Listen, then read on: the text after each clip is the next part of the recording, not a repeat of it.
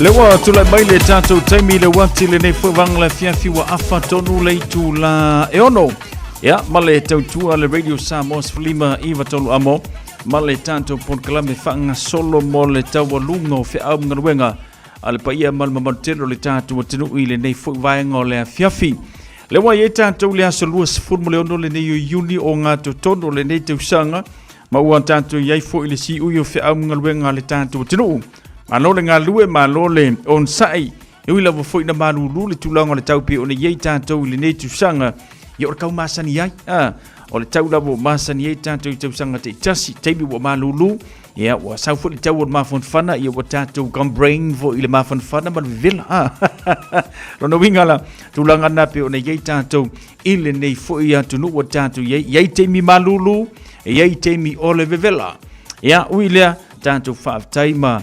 Pa foi le viinga i le tua i lona lofa mai pea ia te tātou i le ola male malosi pa pena ano fai bai mo tātou le aso wafe amungaluenga pei ona masani ai fatalo fatue mo i le tātou atinu nei tabama nei tina matua lolo le tātou atinu ia mai se lava foi o ena sa malanga mai Samoa maso se atinu o le nei la rolangi ia wa a fea mai foi le atinu nei New Zealand ia wa tau mai ia o le tau le atinu nei wa malulu ia manatu na fo wa masani le malulu a fa pelo temi mo le nei Aotearoa ia te tau ona e fa itete tau ona e fa itete ia ina ia e masani tulango le tau New Zealand ia ona manaia fo le lo ta fa nga mlau e vaivanga pe ona ia tātou manono sai mano fo le finau manono ngalo lu fe amngaluenga pe ona masani ia tātou le tātou ila so freile ia o le tualunga fe amngaluenga le tātou tinu UVA le lofa malanga le leio le tua niso ila tu sa fa penao na fe ngai mangaluenga niso ila tu sa malolo le ni yaso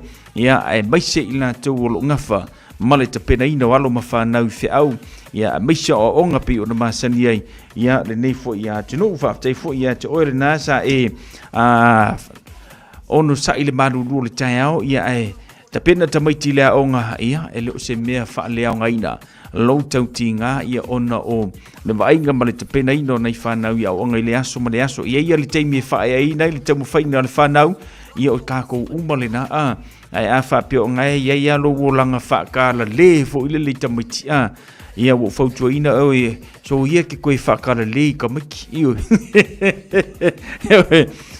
spence na teimi fo ile le tau te whai mea onga i matamaiti, tala noa i matamaiti, fe sili nei tamaiti po a mailea onga, sili nei tamaiti pe maua sef sos, pe ei sef sos wani tūlanga tau a onga, ia i mea onga tamaiti, tā ua tele lo, fantasi malwhanau teimi o lātou mea onga, ioi, se pekele malama i mea le o mai makameki, ke sa veu e sa veu wa e malama, ia maua singa ngā mea e sos wani hoi, e nei whanau i lātou a onga, ia onga ono le fai unga le tausanga ma le o fika koe ongo isi masinga ko koe ia ona e fia foi le resort e maua mai le tau mawhai ngā whanau e langona lo le o tia lo loto e malingi o lo i mata ia pe a e vai watu alau mai si au tama maua lana whai longa ioi ona e taule lo mawhau i lau ngaruenga le leisa whai ai a wha pe uma le leile kausanga o inga ka maiki TAP,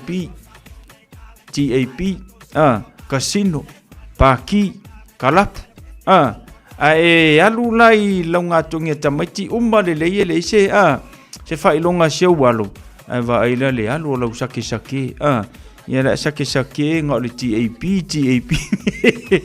le peki so whangua lau mea ngā whai, su aku ewa ngimbo le Sky City Casino, su aku ewa e alu kalapu, so e aku o nga ke pa ki falo la ua wala ke expecting ia ngai vaenga lena e ono ia ole tama fai alo i mafana ole tulanga le ia ai ta ua tele le ia ole taimi ta to matua so swani ni ta to fanau ia la tu me o isi ke mi fo lo ka miki kelinga pretend to le fai me on ia la ngol TikTok kal me le fai ta ua tele la ia le ia ole taimi ta to fa pena ia ona so swani nei whanau mo alantou mea onga. Lus fulema minute, ia o tele tula ona, tatu pese le foi mai, tanto wo yasi lungo le tanto wala pola asi tala lungo le tanto wala ile mana vai o fe au ngaluenga ale pa ia mal telo le tanto. Tenu malo se fu manuia malo ngā lue.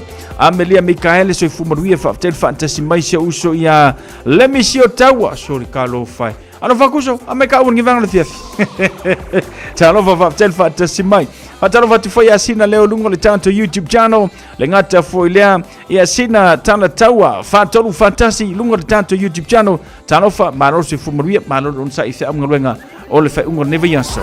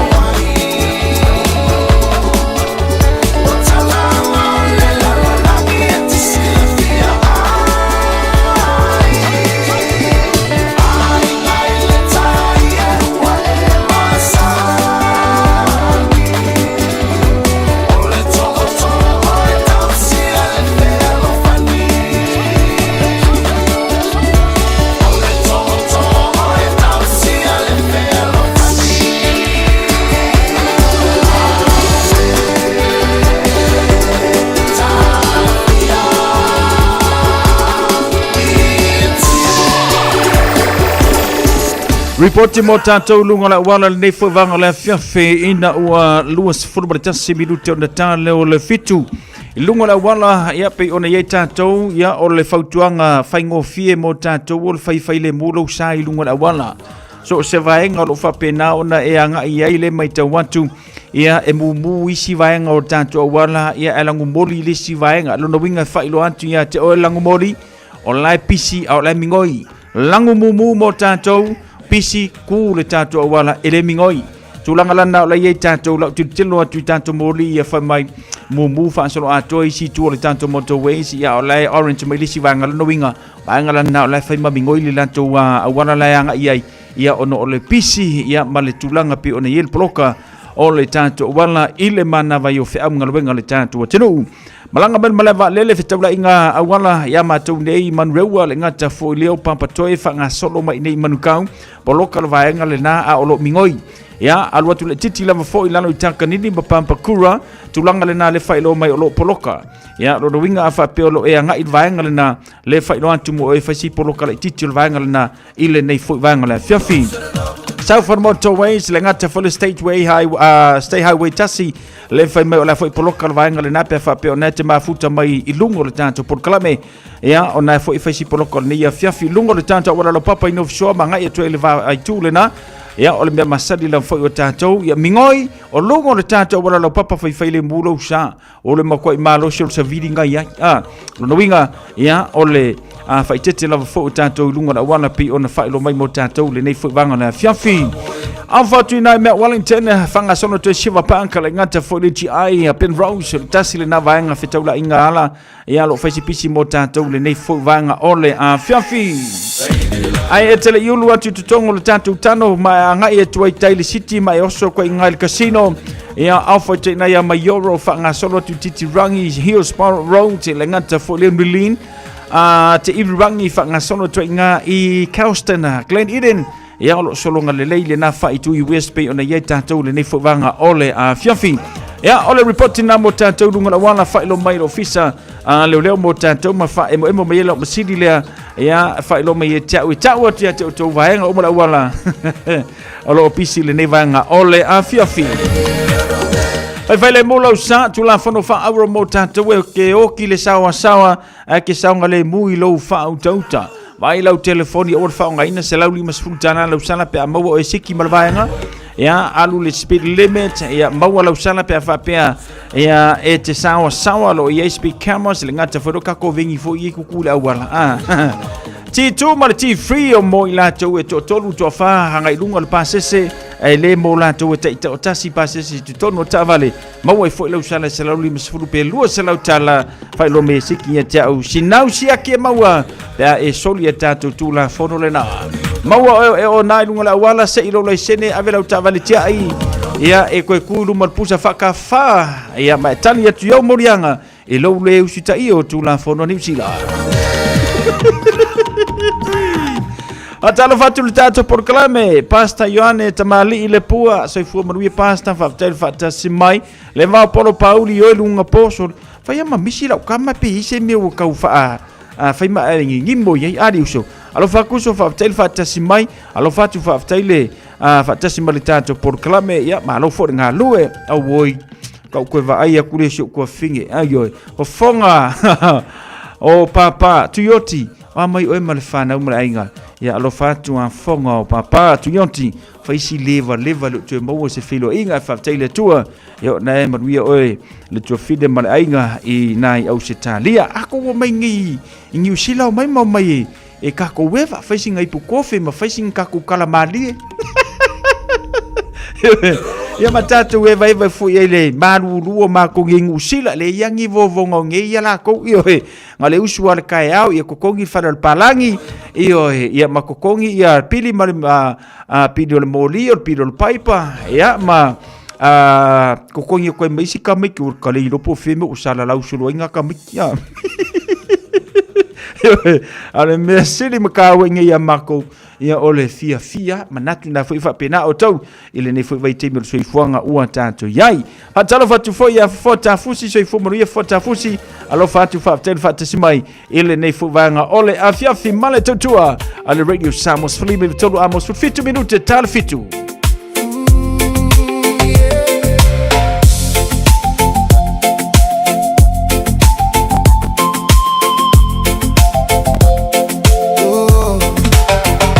Fa atali mai sei tatala no ma se ie tau mai o lo igua te filo oh yeah ueleva ona u fia fai atu ai fai gatatele ia te a una io umanatu oh ona one tele lava o si oma na ala ina ona na olo alofa oh yeah Fai ole so manatu o mai lau telefonia te uai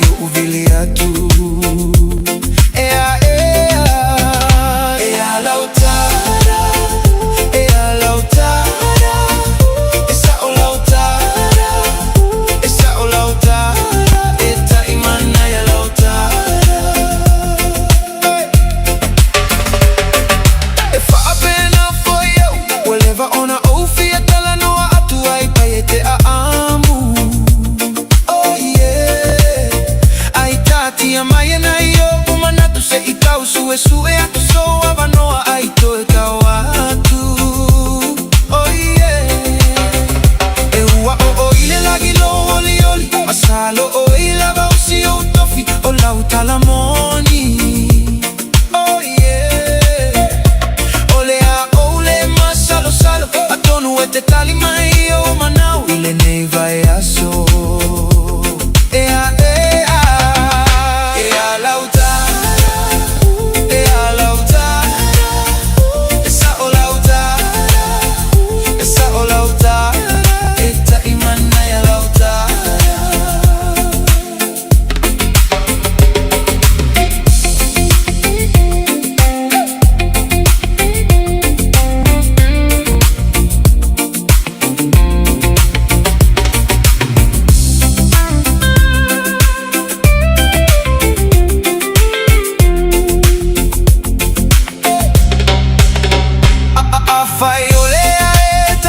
Teleto laula peto inupia ole ata atia. Oh yeah. Aya fai foi ole asotala. Ayo ya tu ile mala masa upua. Oh yeah. Oh you auki ai no male mea. O ke lei fai lava o se mea fa pe taluona ola. Oh yeah. Ai ko suilo fauga ai fa auma ai lo malekisi ai kaso sola. Ea lauta. Ea lauta. Esa o lauta. Esa o lauta. Eta imana ya lauta. Ea lauta. Ea lauta.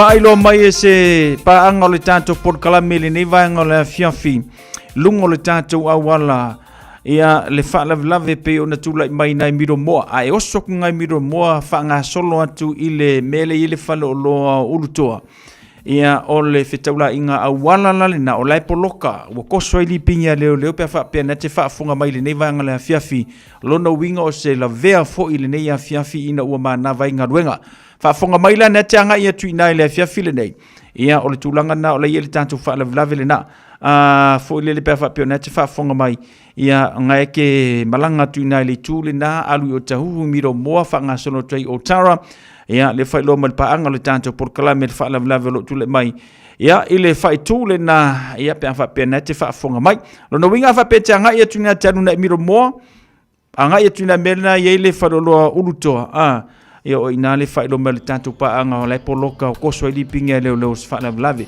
lona winga whaafunga mai whaamolmole le tātou tenu whai le mulo sa whaftai le tātou paanga lena wala au mai ia ma whailo mai nei vanga lena ia pe ona ia tātou le ne vanga le whiawhi tāua te lelo saunga le mūrunga la wala la ise me te popole ai fua pe anga il whalo na ua mai a whea mga luenga a vilia kuala le ie lau ke lfongi aua ke kalia ia a whapea ngai maa salo po whea po lame o le kalia lau ke lfongi nga e o le whale e whaileo iei wa ai aua ke koe vili mai pia umangava ngai ke iloa au mangava o au le driver fai tete ai mo me whaalawelawe fai titi whaalawelawe lungo le awala ia matulanga pe one iai tātou no winga ia kalo sia lo sesio le tātou tunu o naia fai na ina whapena te ui ia la wala na ia whapena ona e tau mau ma le fai tūle na ia ono o le whaalawelawe pe ona iai whaatalo whatu a shaina maisa tālofa manor se fu maruia le ulua ia li ilu isa fui mono aiu tālofa pele whaalili iwa ono o tālofa whaftel whaatasi mai lungo le tātou YouTube channel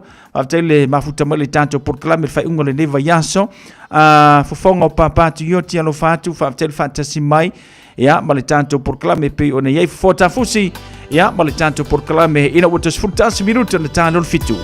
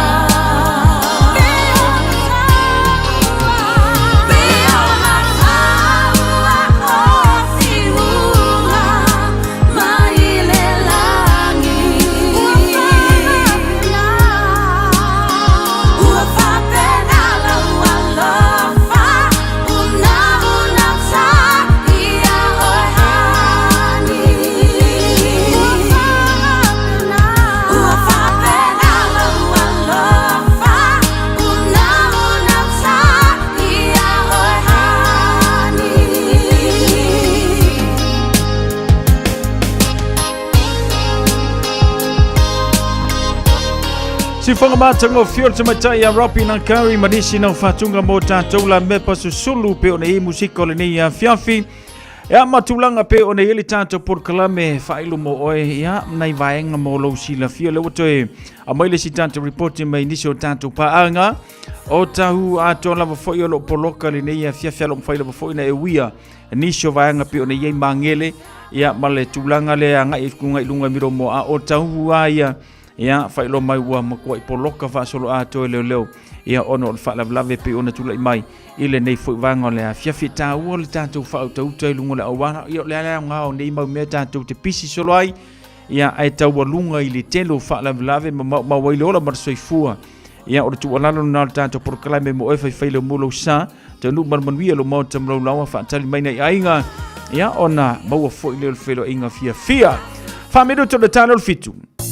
O mana o mie o e pose isi lo a inga se fisosoani tau whi malanga inga mo New Zealand. Ima ta au pue peo le vaita mai no whanau po ngaluenga. A whaia lau tali o le ioi, wala au loa Ken Ferniho o le Fern Immigration Services e iailana lai sene. Ma o silia ma le se funu lima tau sanga hola na tau tua. E toa tele tanga tau o fisosoani iai Ken, ima ta au pu tau whi malanga inga.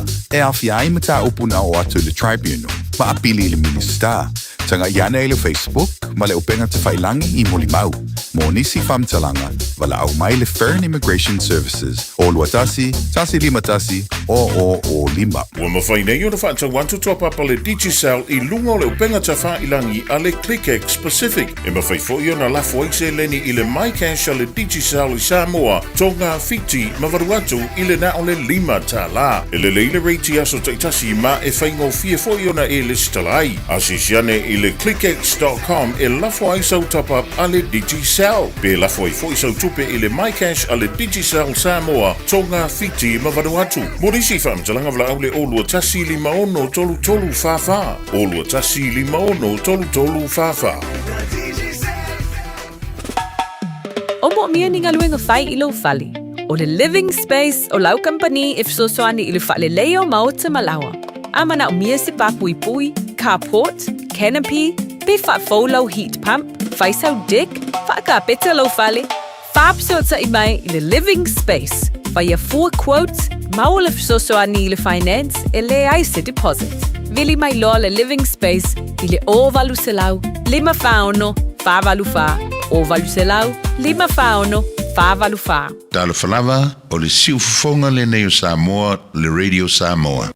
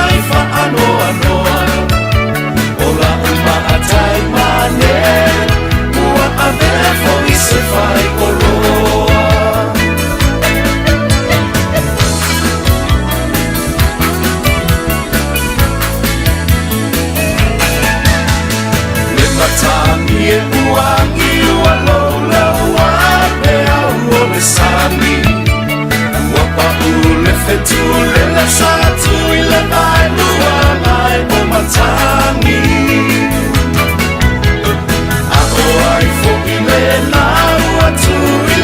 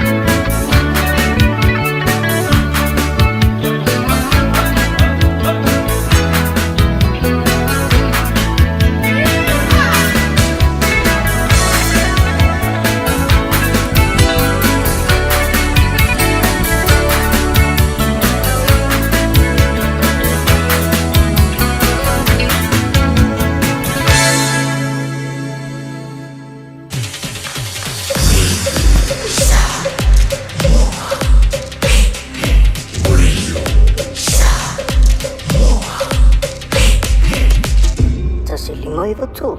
Amo. Usi mai alau whaafofonga o le whaapoponga fo ele nei o talafau mai Samoa. Awina sa mai mo oe e lau leiti o whalongolongo le Radio Samoa. Tasilima iwa tolu amo. Tawarunga le ngā ruenga le nei vai aso whaatalo whelo tātu butino o usi mai alau whaafonga. O whiriwhiria nei ele malo le fionga i avui Clarence Nelson. Na te tau ave le tofinga o le komisina o suru whainga. O se tofinga wha le whaavae. Ma o se whiriwhiringa na whae ngā whanoina le kāpeneta, i le aso luas furuvalu o le masina na te nei o me, e peo na whae roa le te tai o le malo i le pāle mene. O le tauarunga ai o ngā ruenga le whono au au le pō na pō, i ina ua mai a pāsia le tala o le tupe, na whaasira sila ai le te tai o le malo le fionga i le pāle mia, le whiriwhiria o le fionga i abui, na ia tu ua aloa ia i le aso luru o le vai o sunei, le ngā luenga whaamasino o le whaamasino ngā māwalunga, le asanga lue ai mo le luas furuono tausanga, ma vea i fo ima whaamasino sinia o le whaamasino ngā siria le tanu. O le whiriwhiri o le ata mali ina pāsia le pāle mene, e ala i se lafo na whaatua le te tai o le malo, ma ua ave ai ma le whautuanga i le fionga i le ao mamalu o le malo, mo le whaamaonia o le whiriwhiringa. Mo le sila fia ua savalia nei le tolu tausanga, o ava noa lea to finga māwalunga o le malo. Ina ua wha mawai re rua i tama i ta ilo ia na ia tau aveina, le fionga i alua manuvao katalaina sa ponu. O le tasi lea wauri o le asfaraida le nei vāiaso, o le awha tauto ai le fionga i avui Clarence Nelson, i lona to finga o le komisina o suru whainga. I le sitia o le au whainga o tangata o le tu malo sa fata, i le sefuru afe whaase lau lima sefuru fitu, e anga waa i le tau bitupe mai le sefuru miliona tā la, ona o a fianga mai le manua o le malo New Zealand, o lo ngoto i ngā taifale o le itu malo. O le itu mautinoa, e siria le sefuru miliona tā la e wha aluai, i le vai ngā e tasi le afe se lau tā la le tangata e to tasi, amata mai le pepe, e o is tangata ua aulia tau sanga, ua ave ai mamatua tausi. O whailo mai e le ministan tanga luenga o puna oa, whale nātura masio sio manga, o lo iai le whaasoa ina o le sefuru miliona, o le atu maupea o na maua e le tangata e to tasi o lea i tu malo, le au whainga o le taubitupe e tasi le afe se lau tā la. O lo iai le 5 miliona tā la o lo o totoe, mai le vai ngā tupe 5 miliona, na mua au mai e le malo New Zealand, a wanga luenga o le wha mamaino le sio manga o le ngā taifale, o lea i tu malo, ina ua tuana i le ngoto o le manuao ia o kitopa, o le tausanga i lua o lua wha.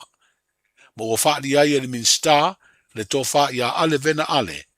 O le tupe lea o lo tutoe o le a wha o ngā ai le sidia i le miliona tā la, e wha alawa i le wha soaina o le taui, lea ua mai o na fuafuaina mo tangata teitasi, o le tu malo o sa fata. O le tulanga i le mata upo foile le tuftufaina o le selenia sapata. E sila fia poi o le ua toi whapopo le totele o le atu sapata i le numela le sapapea e tuftufaile ta i ape se lauta la trata. Peita isa e le fufuanga le komiti e tau fitunai. E ono mawhaiela ona toe whapau lalo le tupe a sāwhata le tangata e moa peitai ane. O iei se whina ngalo o kapeneta o lea whaau pea ona talia e sāwhata e uia ina ua si itai le numela ua whapopo atu. Ma o le asilia ma le sultasi miliona. Na ilo le sul miliona le tupe o le a whamatu ina atu mo sāwhata. O le alu e pele tuftufanga i le taiafe se lauta la tangata. O tulanga na lewa o iai e maua whamautu aile pinangalo foi o kapeneta i le tulanga le i le selendi mo sapata. Ona olo iai nisi vai ngā tupe sa whamautuin mai mo mua mo le whamautuin o tapenanga mo le ba. I o lela i el seleni lea o le au mai e whaala vai le o toele vai ngā tupe la whamautuin atu mo sapata i le sidia mo le sutasi miliona tala. Se mai so fina ngaro lo fionga minsta tulanga le fate si mal 2 miliona si umu. O fe au mai ai le tupe, e au mai New Zealand pe e mai si tupe o totoe ai o tupe ina mai mua.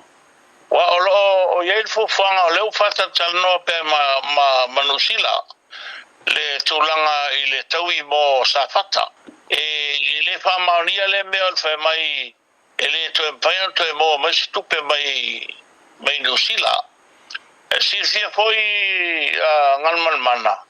Ole te le ale si vaenga ole vale ele i o atu ele tanga fiaina ele va manusila ole ave esele ole va pole tu e pe ole va tasi na tu langa ole o ia iwae te ave esele va pe tu ole va e taua ona yese feuta ina manusila i sei si vaenga tu pe fam tu ina mai mo Samoa e o fata sa no terminei le tulanga le vanga tupele mo le tau e siumu i le tulanga le sifate si ma le 2 miliona le ase umi e tali ai le tau i le mo si umu lo fionga minsta e wa le terminei o le wa panga solo le saingia umo fenga mai la to umai fa pelu se lauta ta si umo le o motinoa fia le wa mata fanga solo sei dia la to fenga le motinoa ai la to o la fama to ina to se alo lo talia pele futa inga malo no sila el terminate paul me ole on sai pe lo fanga solo pe ia pata talonga le fionga le mistown tanga luenga o puna o fa le na tula masio si manga se feso ta inga le po na po le to fa ya ale vena ale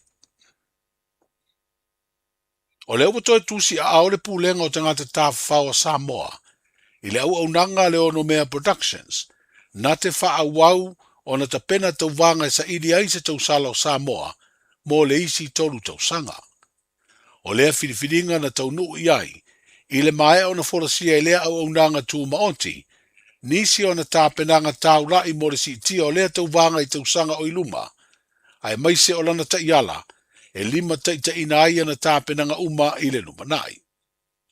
O whaari ai le ofisa sidi o le pūlenga o te ngata tāwhau mai fafo, le sunga i ani umata ki ti o na pongi, e iai lo na langona, o le toe whiriwhiri o le ono mea productions, e whaia ngā ruenga uma mo tau vanga i sa i di ei tau sala o Samoa, o le haawea maseisi la asanga i si ti ai le whaola ola ina peo tū manga nu o Samoa, whapea le whatu mauina ai o anga tau sili, ma le tau saafia o le tātu o tunu i le vana no whai mai isi a tunu. O le sunga ia i o imata o puni ala waa vai toa toi lupe, o ia leo le whaatonu, o lea whalapitonga le whaavaina leo no mea productions, o ia whaailoano na nganga whaafitai le toi tu watu leo le telitonunga, ma le whaatua tuanga, e whaaua waia lana au nanga le tapena ino tama i tai o le tunu, sa idi ai se tau sala o Samoa. Ma ua langona ailo na nganga whaanga e tia. O le masino se tema i le teimbi o le te wila, e tau alunga ai por kalame le tau vanga e sa idi ai se tama i tai o le tunu, e avea ma tau sala o Samoa. Ma o le ave fua fu i lea Samoa i tau vanga, e sa idi ai se tau sala o le Pasifika, lea whaia i tau sanga te tasi. Wa taunu ule whaamsinonga maua lunga i se whaai unga wa sa o loto ai se li ave ta vale. Sa ia whaafoina se loli la uta mamafa. Sa moria le ave ta vale whaata mala na mafu ai o na o le maliu i se tamaa. Wa lima sifuru iwa tau sanga le soifua. Ina ua feto ai le loli mamafa ma le van na ave ina i le ua maliu. O le sa o loto o niko lao la faele o tafutafa fale a lili. Mai le morianga na tua i ai. O na wale mawhai e mori maua leo leo na langolongo ai le soli tū la fono, o le ave ta vale whaata mala na mafu ai le maliu. O na wha mali eina le wha msinonga, ia inga o le tū la fono e mawhai e na wha maunia se morianga, e unoa ma se masalo salonga te tau. Wa wha lea o ngai na i le wha i unga, a le fionga i le wha msino le wha msinonga maua le fionga fe pulea i Amperosa Roma, le morianga. E to ono i la tōna mori mau mori i tua leo leo, e au fiaini ali o le malo na whaia le sua suenga le wha velave tau ta vale le ana tupu, i se vaenga le ala tele le nu o malie, o lo iai le patu po le hamp. O le wha le fiafi le asofitu o februari o le tausanga le tenei, na tupu ai lea wha lave, A o anga I mai I pia le loli ma mafa malana uta muli muli, ai anga I atu I sisifo le van. Sa tau mawhaile a veloli e tala na taavale I le itua le awala, o lo o alu atu ai le van ina ua vai atu, wa lata I o ngā atu tonu le awala le van ma ua sopo I ai, se vaenga le itua le awala o lo o alu atu ai anga I a pia. I wha maunga le wha masinonga lo wha li ai e lena aveina le taavale, sa tau mawhai e tā I le isi tu awala, ina ia alofi ai le tupo se wha velave. Peitai, na toe tā atu I ai le van ma mawai le itua nga vale pito I lumo le loli pusa sa saa, e se furu o na pau, ma fi ai le ua maliu. Wana o le na molia na moli mau e te ena le moli anga leo leo. Sa tua ia leo leo le se seo le aveloli, ai ina ua wha matala e le na molia, le taimi au le tupu le wha velave se ia o ina tupu, na taunu wai le wha masinonga le wha I unga, sa wha foe le loli ni ko lao ma le wha utauta, pa ua le ma whai ai leo leo, o na wha maunia le lato moli anga. O le whailo inga te vai aso le vasenga o tu sitala ma le te tai o le malo, leo wasidia nei le masina le o toe whaia. O leo wa whailo e le pāle mia e le fono a le pāle mene, ina ua taualunga I ai tali e le kāpeneta e le pō na pō, e le toe whaia ia whailo inga. Tato le tiofa sa la lau, tato tu e pi, ma me uma, TV e le malo, o le atu le nganga whaftai tele I o tau whaiba alo filima, tato press secretario, ma o tau uma lava, o lo ngā lulu e le tui na atu, tato por kalame, whafo atu o le malo. Le uma na whailau tala e le pāle mene, pesta, e le tui ai ni tato press conference. O lava le taimi na nei wha mai malama I mele tunu. Tele le tato whai atu, tele whai le whai mai, ma le mautonu wai Samoa. A whai lava wha silanga le malo le a iei le awala e whai atu. A tato woi le awala e file mua I le tunu, ma whai le tala sao, ina ia manino malama, ma to ai le tai. O le sau noanga fo ia le pāle mia I tau o manga le fono au awha I tū la fono. Na ia wha ilo ai le whai o su enga I se matanga aluenga le malo. Wa masalo mia, na liki ai tua se pepa le wha ai unga le kāpeneta. Lea sa wha ilo ai le tongi ina o piri tu ua, a le company o le Blue Wave Wireless. Whakale na liki I vai aso lente atu nei, lewa maua. Lewa maua ntanga aluenga na sawa I whafo le whakale. Mai vatu, le popo inga ma tua lalo nei le whenga luenga malo I auto o lo whangia. E malu I fafo, e malu I fale le tato malo I whai unga whai. Ai a whailo e leo lea, o te teritonu, e leo ngā lue whatasi tu tino, e pui puia le mamalu o le tato malo. Tapo inga Samoa, malau tau ngā luenga le ngai whatino. Uio lea, tu watu I ao le whailo tusi al kāpeneta. Ta pena le lei, Su enga mta upu nei nei awa ni to tupu mai ala maua mtanga luenga na watu ai fafo pepa ia le malo na fa o masalo mia I la tona na tu ina atu I fafo atu le malo pepa nei ya la tu I limo tu la fono male talito nunga e fai ma fo le mta upu nei ina ia malu I fale malu I fafo fai unga umal tato malo le fionga I le pāle mia susunga la audi le mali e toa le ua te apolate va fosi I se vaenga o lana saunoanga, na taualunga I ai tali ale malo I mata upu, sa la ngā e sui whai pure I lātu saunoanga whalau I tele, I le tala wha te tau autu o le tupe. O le mai o le tali ale malo na wha ngā solo ai mga aluenga le pāle mene, I la sanga muri ale soala upule ino le tala o le tupe, mo le tau sanga wha le tupe fau, lea ua pasia. Manuia tele le wha ingo le vai aso le tātu o tino, wheroa I le nā vai aso fau, Pui pui lo ainga I le tau malulu. Au e te whaatali. Whaatonu nei loa lo tui ar fulu. A whai ngono li mau tau sanga pe o vatu. Pe maua o e singa se tu mau. Mai tanga. Po maua fo iso walo I singa se tau manawa. E ma whai o na whai e fua lo tui ar fulu. Tanga ia nei le upenga te whai langi. Book myvaccine.health.nz. E vave to e whai ngō fie. Mo whapesili manisi whamtalanga. Really mai le vaccination helpline.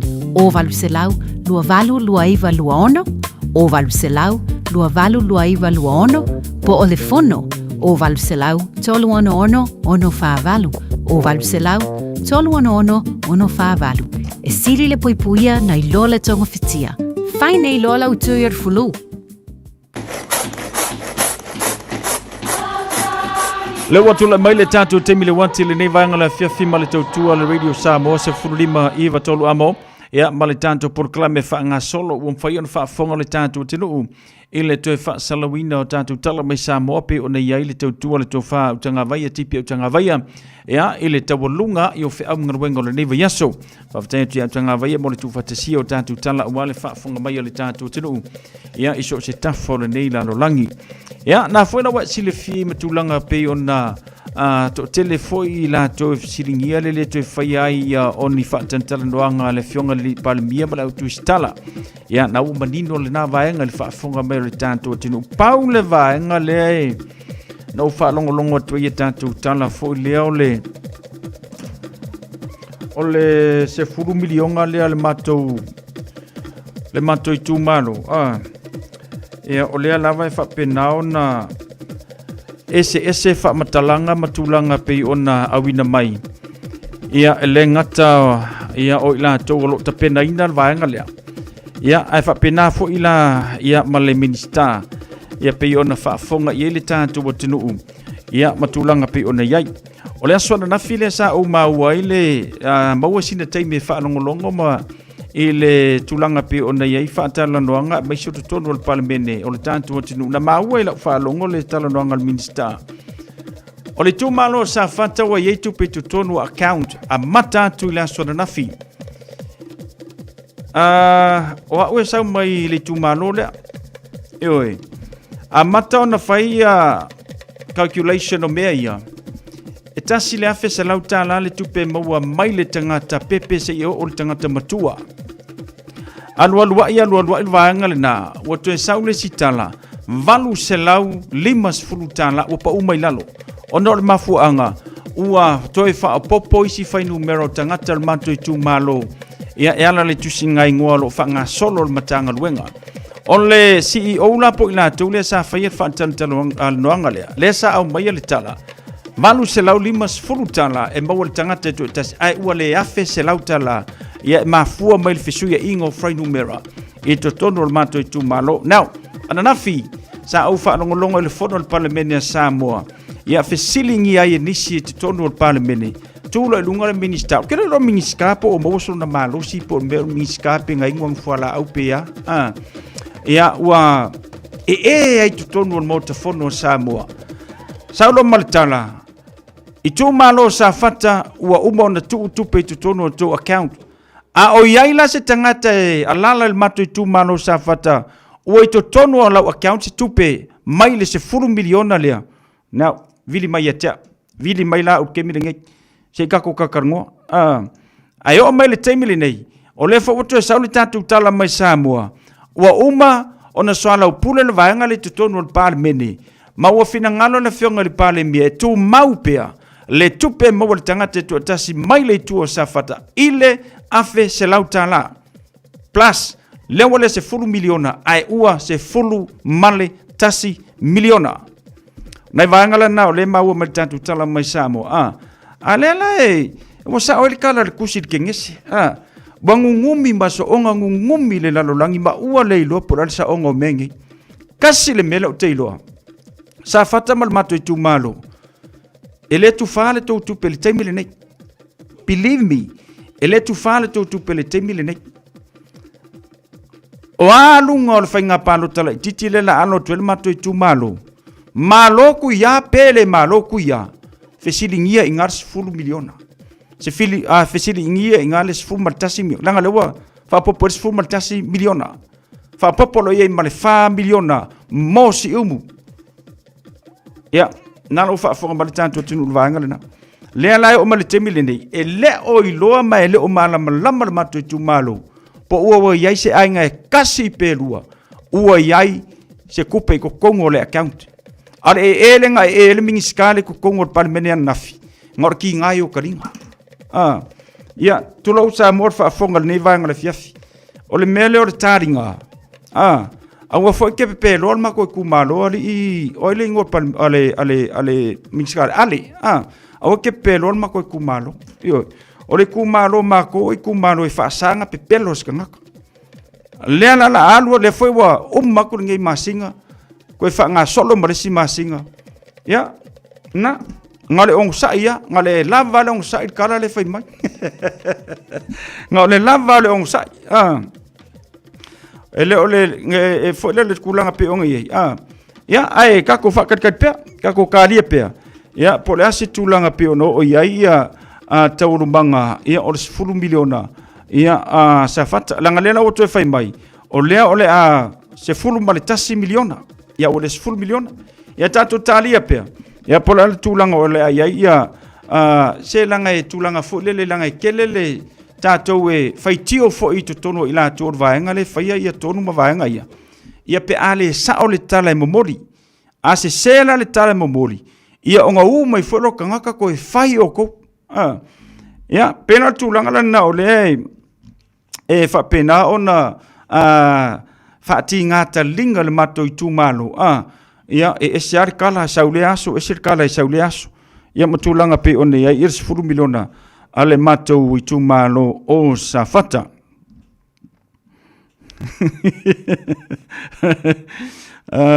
Jason leveina ioe kalo fai. Ia alofa kumo oe alue ka eli. Alue ka eli ia ngi ke ua mo e se sa faka po o se si me ia ngai fale kongule. Tulanga lana pe ona ia le 10 miliona sa fata. Ui lea ia ole tultul mata ia vaanga lena mole fa fonga mai ale tanto watino le lai tanto se atu se vaanga talo tamo tanto le vaanga le fiafi on tala me fa solo le tanto proclame ia mole tautua mai ale tanto tinu pe ona yele ne vaanga le fiafi talo mo tanto talo tamo tanto le ne fiafi fa lo mai ia ele ofisa va ai tau ia klani fa nga solo ia fufanga ia ole mai ia fufanga le fu vaanga ole fiafi male tautua ale radio Samoa se fululima iva tolu amo se folu male tolu tikri no manu lufa tulanga ina mota tau pe ona yai ia le nei foi vanga le fiafi le ngata foi le tulanga pe le manu lu to lu va solo ne tibunga ia I au ki lani New Zealand ia mai se onu tua oi pe ona yai la patainga ili nu tu tua oi le tatu tinu ia pe ona yai ia vaenga foi fa nga solo tu lo tele na pepe ia power ia la pata ia I timbunga le ngata foi le manu losi ia o vai tafe pe ona yai malolonga ia pe ona yele talo tau mo tantou le so tulanga le na tau na fia foi le so tau le marulu fa tase matibunga to uva va soloi ia fa nga solo to ile aso san lus mo to te keris football le lima no malu pe ona yele talo tau mo tantou fa ungo le neva yaso sa uni so fa nga balanga mo le tantou tinu o samo le nefo vanga la fia fa lo mai luas football vanu te kerilo no malu luas football le lima no mafun fana langi le talo tau mo tantou samo to uva va solo ne timunga nisho va nga petai ia fa lo mai tulanga le leila ba fo le telo taimo le tantou tinu pe fa pe na sauni ia sau fainga malolonga I Samoa ile fai ungo le nei foi vaiaso selo mai no po yese se to fifa ngoka ai o ingi kwat fa ngoka le malulu ngata I falo le tanto tinu au kilani te fulu mar fitu minute tali tu las fulu le tao suar ngata I fale mo mali atu afas fulu le po na nei one hanga lus mo le tasi minute tali tasi le va per ngata I fale suo tu ile te fulu minute tali tasi le bo dia tao male no fonga manu kau het te fai lo mai si valu minute te as fulu le lo ile bo suar ngata I fale mo mali atu afas fulu le lo le po na nei ya male no fonga fa se enga Muri vai pinchi le fai lo mais ful fa minute te as fuma lua suan ngata I fale mau malia tu le lua suma fa minute tal tasi ia pe ona yele ni vanga ole a fiafi kalena fainga fai valangi leile sofa nga sono tu leso atayau ia aso lulu ia male aso tofia verso asau le fai lo mai ia langi leile talo ngata I fale mota to pe ona yele ni vanga ole a fiafi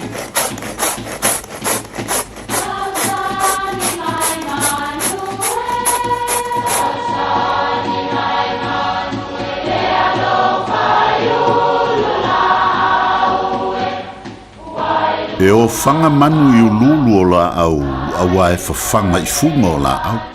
A o le tangata e fafanga I upu matala.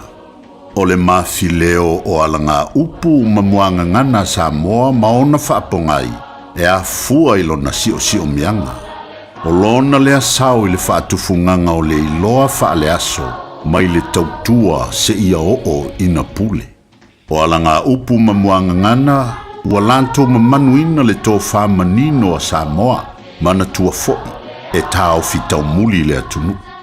E tā tangata le antiongie ai pati ta oto ai le whepo. O le upu na mafua i le tawa i ngā lapalapa po le aingo fie. Lea na tā ai e lea tiongia tangata mamaliliu. A tau atu la le tala i le toi ina o fepo. O loo tā oto i lona fale ma tāpuai. O na pati lea. O upu e mamoli ai se whaafetai se tangata ua whaia ni mea lelei. O le isi o nā winga. E a le isi e whai mea sili. A e fia ai le totele. O le aso le nei o lea ua tātou mamoli la au i whonga. A wā e tā tangata le ationgi a e pati ta oto ai le whepo. Mā lo le tau. Mā lo le folau. Ia manuia lau whāsau sau. 24 hours a day, 7 days a week. Radio Samoa streaming live on www.radiosamoa.co.nz.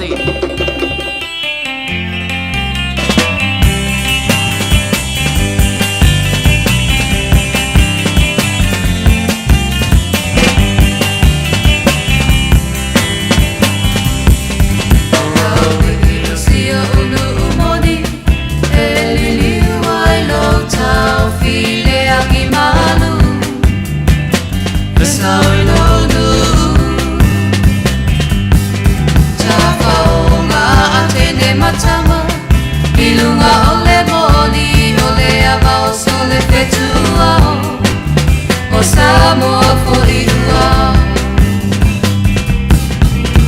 Le masina e wawa aia I lunga maunga Ano fo au I lauli I mo uma whauwhaunga Ai o te le whaanga loina O la upele ta sima e tutu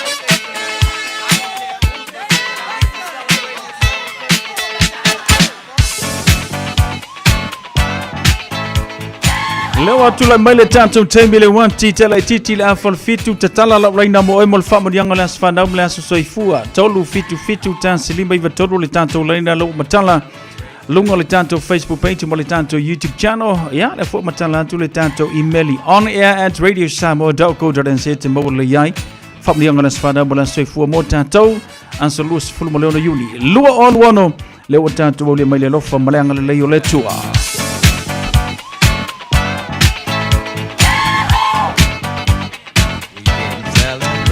Tato laina na watala mo oe ya se ia ua whanga solo atu la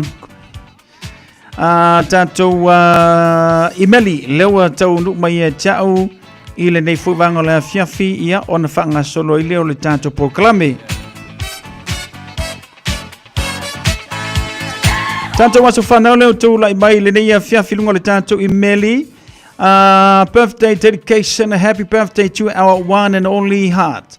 Our son Lino toanga mau le ataua tau whanuu.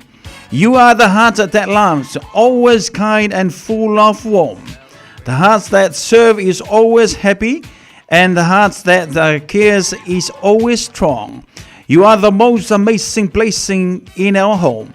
You are always ready to love, with ears open to listen and hands willing to help you. Bring into our lives things that all the money is the world could never obtain. No beauty, shine, brightness that a good heart like your son. Love is patient, love is kind. It does not envy, it doesn't not pout, it is not proud. Lots of love and hugs. For you, my love you from mom and dad, Roxanne and Tau Whanu and uncles Whawai Fo and Nanas. Vipe, Whawtailava, Manuia Tele, ia le aso whanau le nei whaiwanga o le fiafi. Matala pele tato leina mo oe, se I whangasona tu tato I meli leo tanu mai. Whamarianga le aso soifua show matu tina ia Molly Roma, ila so. E vivi o mato loto ilia lii ina uaulia mai ma le manuia lo waso soifua. Mato te tatalo fo ia whatu mawina lo na mana malana whau unga ia te oe mam. Whawhitai mo ngaluenga le lei uma o lo e whaia pea mo I mato ma dad. Ia lofa le atua whapopo nisi tausanga se tele o lo soifua wale tato maftanga. Maiso lana wheau malana ngaluenga. O lo whaanga mai a dad ia mai mato walau whanau. Ma whanau walau whanau. We love you, Mama Manuitele. Lo waso soifua ma lo waso whanau ile nei whaiwanga ole afiafi. Lazy tato waso whanau. Birthday greeting. Happy third birthday to our very special boy. Mafians Kereta Siafolau. From the day you came into this world, you have truly been a gift from God. Watching you grow, learn, and become the person you are today has been one of life's greatest blessing. Whawhetaile tue tu sanga e tele malana whaamalolonga mo oele atalii. O le tatalo, alofa le tua whapopo nisi tu sanga se tele mo lo wola tuputupuae. Alofa anga mailo nana a peta siafolau mo a inga mai Samoa. Lo papa pito lau pesa I New Zealand o aunties, uncles, cousins from Australia to New Zealand to Samoa. Happy birthday, son. We love you, mom and dad. Manuia tele lo waso whanau mo lo waso soifua I le so.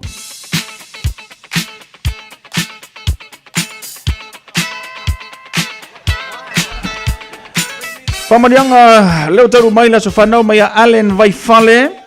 Whamurianga le aso soifua sio matu tina ya Molly Roma I le so. E vivi o mato loto ilia lii ina waulia manuia mailo aso soifua. Mato te tatalo fo ina ia fatu mawina lo na mana. Malana fa unga ia te oe mam. Fa fitai mo ngaluenga le lei uma. O loo e whaia pea mo I mato ma dad.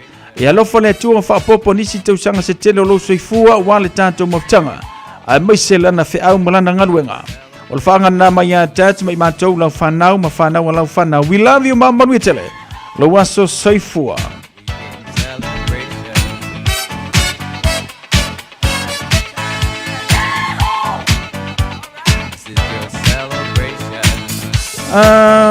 Lelei, e nisi tātou whamurianga le ni whoranga le fiafi.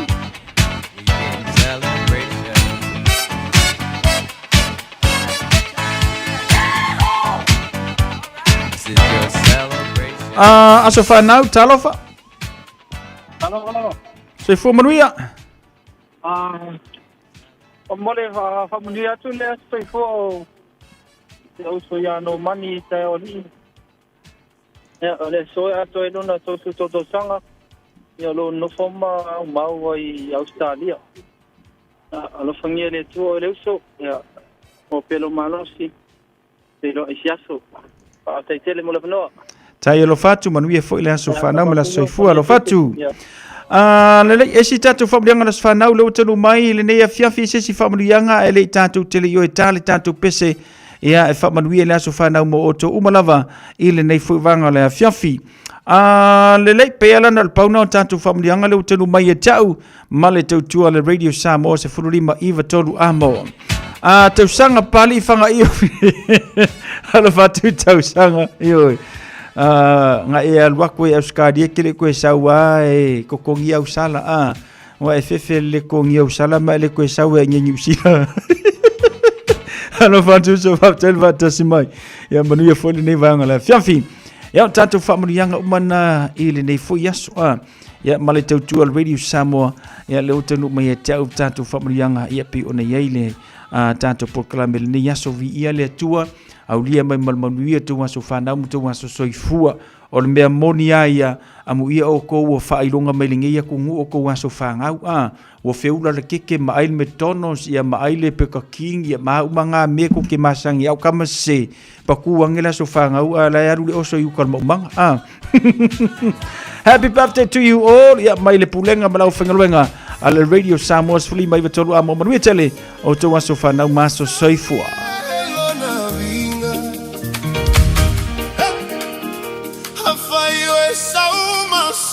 Mafatianga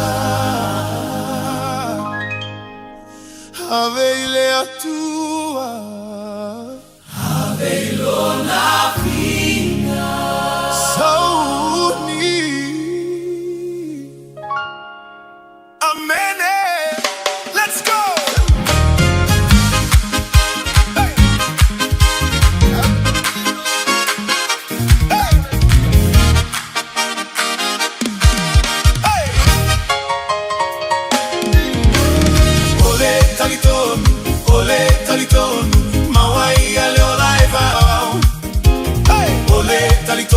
Mama le alo, mawai ale olai wow.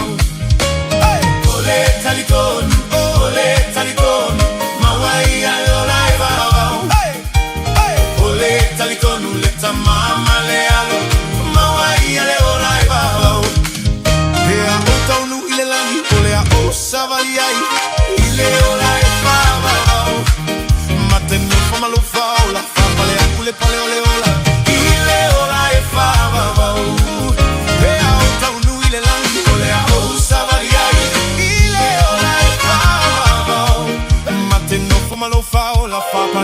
Paleo leola, ileola e fava, tu e a fio mai, alleluia, tu e a fio mai, Yesu, tu e a fio mai, alleluia, oh, tu e a fio mai, Yesu, tu e a fio mai, alleluia, tu e a fio mai, Yesu, oh, ma, tawatile la lolangi. Tino atu male fama oni tola fio ma Yesu oh ma uta watu ile lolangi tola fio ma Yesu oh yole atua faiva vega oh yole atua faiva vega e matago fie e faiva vega oh yole atua faiva vega hey he is a miracle working God he is a miracle He is a wonder. He is a miracle. Hey.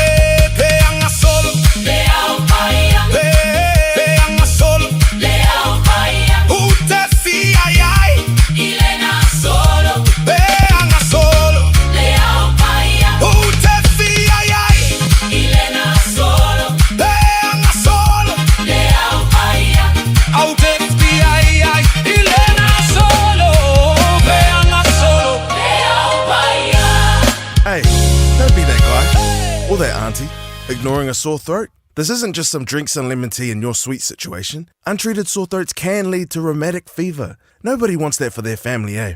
Go get your Pepe's sore throats checked at your GP, school nurse, or pharmacy.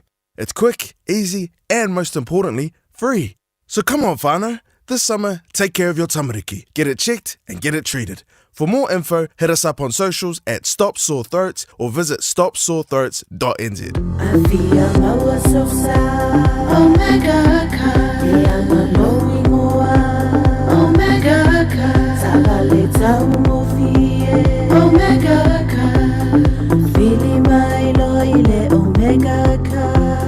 Omega Cars, lua selau Cavendish Drive i Manukau. Po le telefoni o iwa lua fitu 5 tasi lua.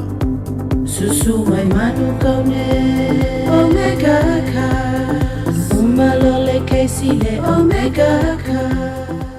O le Casa Beds and Appliances, o le tali o manaonga, I o loa whaatotonga ilo mauta, ini tau le lei, toi anangata, e mawai moenga ngao si tutona New Zealand, wha apese tino fōa le potumalo lo, lau ai manafoa, TV, la au pese, usa aisa, masini tā lava, telefoni fe aveai, maisi. A whiu ane loa I le whawhituwha Great North Road o tau, po le tolo fituiva Great North Road I Henderson, le Casa Beds and Appliances, telefoni o valu selau, lua 5 o valu selau lua 5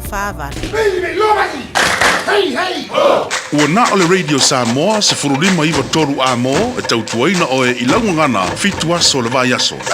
Tanto fasil silanga falau e tele lau tanu mai e tau le nei fuvanga la fiafi tal varu fatase mai nei tina wala vala tanto proclame le titalo mo oe Amelia Mikaele e alo fatu mo emele ainga ol pole lavena nai fatel fatase mai se uso ya le ngata foi le fatalo fatu ya mu popo famita ma lor so fumaria fatalo fatu I le totele ni so lanto mama anti kwe fu flowers ya lo fatu fatel fatase mai Siong la vele fikalia mai ko inga kel fongi le gata folo ni so ila tau pe on mau bal tanto pon kalamele nei fu vanga la fiafi tau sanga fanga io alo fatu manuia tele malo longo le nei fu ya fiafi tanto fasil silanga awani ngalo saulo mingo le tusio le songa fantasi e male lo mingo le va filfili e mawai faru pengo Samoa isi sifo tutuila mamanua o nisho tala tu o Samoa o nga upol matafa yo ya le matai le faingo le fa le lave pe yor fa poiponga ma liu le o singo ainga fesila fa ingo polo si I fa alo fa ngingo le kalesia ma le telo ngana fa longa o le ua fa pa wina nei le tau ile na o le limas fulutana ile tusi yoe limas fulutana ile tusi songa po le va filfili ya ele uma le masino yulai na lo official level Radio Samoa ile tolu pa tolu one hope level manukau et mawai modisi fa matalanga mala au le lua no lua tasilima I vetolu lua no lua tasilima I vetolu petanga yane ile shop Radio Samoa.co.nz e mawai ia se fa malamala anga o vaanga le na ainga seu manu ile ava male fa alo wala ngai se manatu le nei ainga o nofo mamatai ainga seu manu na tau puleina fatanuina ile masino yulai lu o luono wa failo atu wa toloina le nei fa moe mo le masino te sema asos furmariva lua o luono tatu ainga uma o lo alala ni usila Samoa au setalia manisio atunu ua leo o nofo masau fa ipei ona tala noina mo yulai ai ua toloina mo le masina pei ona ta ua ya te sema mo o tau silafia whaafetai o loo sainia le nei whaasalalaunga le sao le ainga seu manu tinaya seu manu ana teni seu manu Rafaele seu manu Ioane Wikilifi Ioane Tusani seu manu vaosea a John ti a whaafetai a John ti a Sione le tolu Ioane le a taua fono ia ta faonga famuina pelesi seu manu wila maongo tia ta lusanga o loo sainia le tātou whaasilasilanga le na ile nei whaanga o le afiafi. Tama matene tuai uma sa o tauina le kolisio avele, whodotanga a kopa I Aukilani, New Zealand, whaamalmole e wala awatu ma le whaalualo. I tama matene tuai uma sa o tauina le kolisio avele, o loo alala mapampa au I Aukilani, ina ia awai mai le tātou whodotanga o le ile aso ua taua, aso tofi, luas furumarifitu, i le lua sumarfitu a Iuni. Taimi tāna tonu le afiafi no whanga o le youth line i Manukau. Tua tusi tasi whalima St. George Street i Papa Toetoe. Whamal mole, mana tua la restala limas fulutala, mole tausanga whale tupe mai a Aprila lua o luono, se i o ia mati lua o lua fitu. A lofa le tampa au le langi, e mamoli mai eilo o tausu i fua, maso mantuola. Whawtei lava presidente, mala ofisa o kopa iau kilani New Zealand, o lo sei nia le wha sila silanga lena. Tātou wa iei le tau malulu, team no excuse sumpa, ua sau lava le malulu, e a tili lo maadili pe a e nofo i le whale ma e nofo le talani lo toina, a susu mai le aso ngafua, e whai lau lue i le tātou sumpa le team no excuse, maua i le afu, maua le ata, ma le mama ai o lo tino, e le ese tutongi, tua tusi Papa Toetoe Town Hall, i le afo leono, tātou whira iai, i le tātou sumpa i a fiafio songa fua wa yaso te tasi. Whaasilsilanga tāua mo le maftanga sa punawa i whale alili o lo alala ma pāpā au iau kilani nei. Ai au tele i tā ina au maungaloa, matatala le taafi tualua, lea nei fwai le aso le ainga sasa umani, e mua lava no au whaantulo watu i pa ia o le atunuu, awa o lea ua ta oto i langa tonu, ma ua uma foi ona tu laupua pa ia mamalu Samoa, ma ele i ai lava se tasi nate toe ave sea. Ai whaasino tonu le nei whaasila silanga taua i alo matama whanau le nei nuu sa punawa o loo afi fio ma pāpaa au iau kilani nei. I lava man whaanano lava e te tauai, le awha tenu ina le tātou mawtanga e pei ona tu upoi ne le aso lua sumorfito Iuni lua o luono, ona oni tua no a le ma alo fia i le maleanganga whaanano lava. Ai ole afa tenu wina lava, i le aso lua sifurumari lima iulailu o luono, i le afa se fulu i no whanga lea, sa fa tenu wina i le tātou lotu whabanatu, i le hona le PIPC onheanga. Whamil mole, ia tātou mafuta, mana tua mai sau te itai, ia masi tātou whamarusino, whapia fo i le tātou la fonga. O le nau lava ina ia wha tumawina, ma wha mausele ina pia le alualu iluma, o le maftanga awa lava seo tātou a fiuanga, i Samoa ma New Zealand. E iei le manatu mawalunga, tātou talo soifua ma ia sopo atu iei lo soifua ma la wola, tātou whiroa iei le nāso o tō whaina. Whaia le nei whaasilsilanga, le nganga whaanoalo, e le laulau a whono mare komiti, o lo sainia le tātou whaasilsilanga le na i le nei a fiafi. A inga poto suri uma muli a vii sa le atawa i manono. O le ata oto ia whamaeno tailo loto o sa mawhainga sa mua mai lava i le ngalu whaatio a le tui manua se ia pa ia le vai luanga o matangi tulou. Whaatulou atu fo i le au whangaluenga le tua o loo whaano no manu a wase manui o sa mua mo nei matao. E ei le tali tonunga mawalunga o loo tu mawalunga pea le pule wha le soifua tului a le atua i loo tau soifua maso matuola. E ei le manatu o le a whanga tonuia le malama mavili tonu le ifia maina, e ala le wha moe le nei wha silanga taua, malo tātou ainga poto, i muri a vii sa le a taua manono. O lea ua e se tō wha, a le sao le tātou ainga, le tō wha i a futi tali wha i fotali. Wa ia fina ngalo ai e fia maua se tātou whelo inga wha mole, i le aso lima iulai, le itu la whai la fiafi. Whai lea i le Dabaili, lua fitu lua, Tirakau Drive, Bushwood. E fia talano ina ai le tātou mata upu taua, mo le anga i lumo le tātou ainga. A to ai ma wha moenga taua, awa le tātou ainga e muri a vii. Ta talo pea malanganga mawalalo, ia mori tai e le tualo o tō seifua, maso mato wona ile na aso fuafoina mo le tātou whira inga sainia le tō whaile sao futi tali whai futilea matangi olo le tātou wha silanga le na ile na ia fiafi.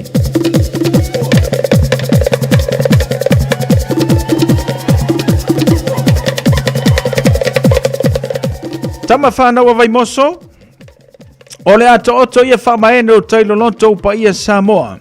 Pa ia mai le tai sama le tui manua se ia pa ia le lua loto. Le eise tasi na te sango le ngola iai.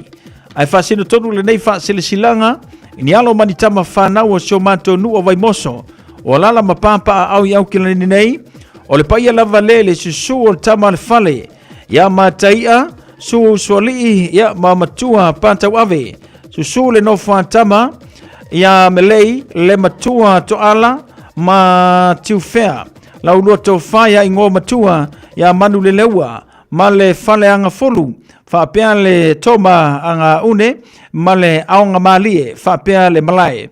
Talu ai ono o lea ua lata le vaivaa, ua leo toi mamau amataina le whaanga tamo le lakapia le aukilani Samoa o le neitusanga.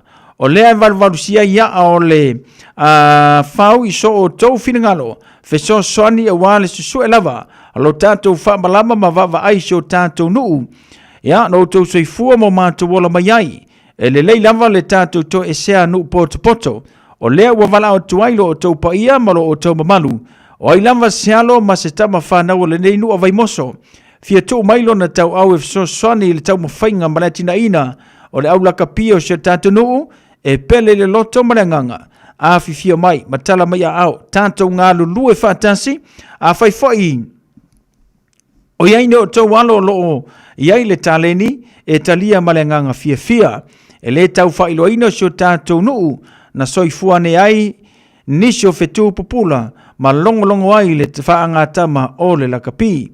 O le whaasilsila tuai e fia maua se tātou whiroinga. I le aso tona nei lua sumarfito yuni lua o luano. E le itu las furmare lua i la wauli. I le kalapu lakapia o tahuhu out. Alo fangia le tua te iantulo o tau soifua maso matuola. Tātou whiro ia i le naso ua tāu e lunga. Ma le whaaloalo lava au lakapia tamale mau au kilani New Zealand. O loo sainia le tātou whaasila silanga lena. Ainga sasa vainaya, ainga whanofani pese whea manaia. O le whaamanatu i suri uma, o le ainga sasa vainaya, ainga whanofani pese whea manaia, le lua. Sa tui atua ma savai mo suri uma o loo au mau i so se tafa o te ronei. Le tātou whaamo moe whaatanuina i le aso tona i lua sumarfito yuni lua o luono. No whaanga Mount Albert Senior Citizen Hall, tolu waiwere Avi Man Albert, taimi afa sumaratasi le taiao. Tapena mailo ainga mo le tātou wha moe, mana tua mai South Plate mo le tātou land so whiloa i le nāso o tau whaina whaftai o le tatei whono. Ia, male laulaua whono o loo sainia le tātou wha silanga le na i le nei whuivaenga o le fiafi. Paulana nei tātou wha silanga le wau vai e tuai. Ia, pei ona ye le tātou tautua ma le tātou porklame. Ia, ale Radio Samoa se furulima iwa tolu amo. Ia, manatu fo'i o nei vaenga le na ia mo le sila fia le tātou tenu. Maise, ia i lātou sa whapena ona au maia ia tātou wha silanga. Ia, ma le tātou porkalame le nei fo'i vaenga le fiafi ai ai lava ni vaenga te fia malamlama atili ai. Ia, ode ingalo ia te ona e vala au mai le tātou laina. Lua no lua tansilima iwa tolu, lua no lua tansilima iwa tolu. Maua le iai ia le tātou au whingaruenga. So soani e tuailea mo oe i vaenga pi o nei eina i tātou whaasilanga. Whapea fau e whaafonga mai e le i alwatu lau whaasilanga koe siaki ma le tātou ofisa e paula wana o nei whaasilanga lau tenu mai e tau i le nei fau vango le hawhiafi. Paula nao nei tātou whaasilanga lau tenu mai e le tautua Radio Samoa Sfulima Vitolu Amo ina ua toi tasi mila afa minute o na tāle o le varu. Le fau wa tilo atu ia watu aita nu mai nei tina ia awala fo ile tanto proclame le talo mo oepe na yai Salome Mitro Moel ngata fo ile talo sanga se yuli politi ato ia pasta tuloto ma le tanto proclame o le talo mo oil nei vang la fia fiu simaya fa fonga.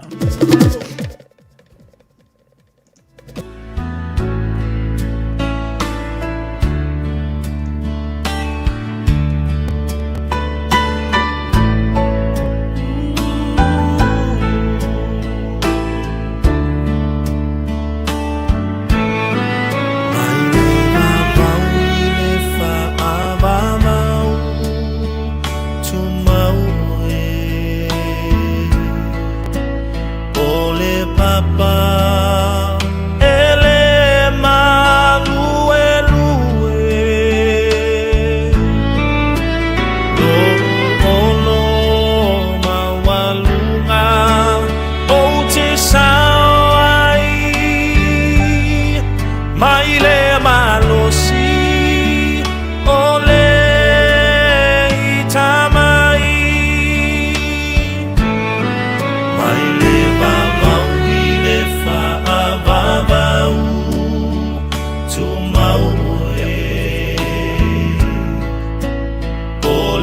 papa ele malue lue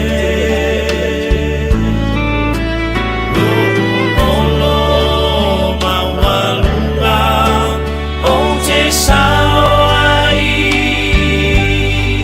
maile malosi ole itamai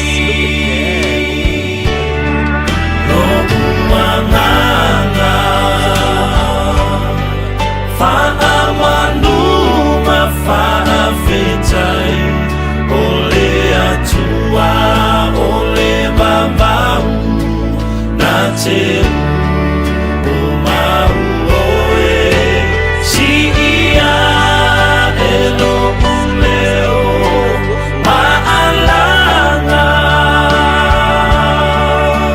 elelei oe.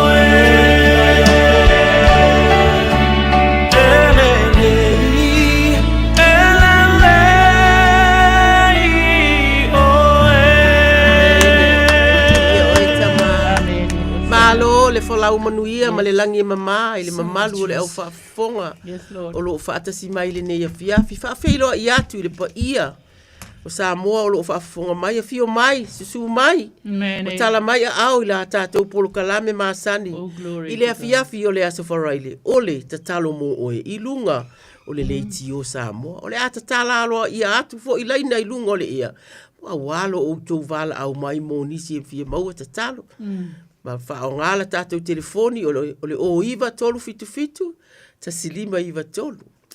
Ia o salo me mitolo nei, moele nei. To zanga sa yuli politiu ato talofa Samoa. Ma ta iwa tolo tole au misi pati. Talofa Samoa, sanga. Hallelujah. Yo vai, e pa ia lava mama malu lo suafa. Amen. E te pale le mamalu le vi inga ma le whane tanga. E matua mawalunga lava ma siri ese la wafio. Isaia 5:40. E mātou te sa ili malo I mana onga ese uma. Ai maise o mawhatianga tinga. Mātou te sa ili atu I la wafio Yehova. Manu o maua oe. Mātou te wala watu manu o e lata mai. O lau fina ngalo, ia la fua I le tangata a mio le anga o na ala. Ma le tangata anga sala, ia la fua I e ia ona manatu. Ia foi mai, foi atu ia Iova, o na alofa mai lea o ia te ia. Wa e feta lai, o manatu, ele o mātou manatu, o wala, ele o mātou wala. Ona, o wala, ma o manatu, e sili o mātou manatu. Aleluia. Isaia 5:1 sumatasi, e whaapea fo I lau upu. E alu atu mai lofo fonga, e le toi fo I atu ia te oi. Ai peitai, e whaia le mea e te whina ngalo ai.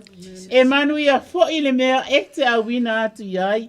Paftai Jehova, o lau upu pa ia, e fola ina e lau au na, ia Salome mito moe, amene ia ai, mai se fo I le tapua inga, basta tu loto misi pati, ia le tapua inga fai pea, ale lii ma le tamaitai pule, Pastor Louis and Anne Bonifacio o le nei radio, ia le tapua inga fa uina fo ia Pastor Julia Amosa Swash, ai maise, le whau unga I le fofonga o le Radio Samoa, sa usi ufanua. Ia, tapua ia, le alii. Whaife au, ma le whalitua e kalesia.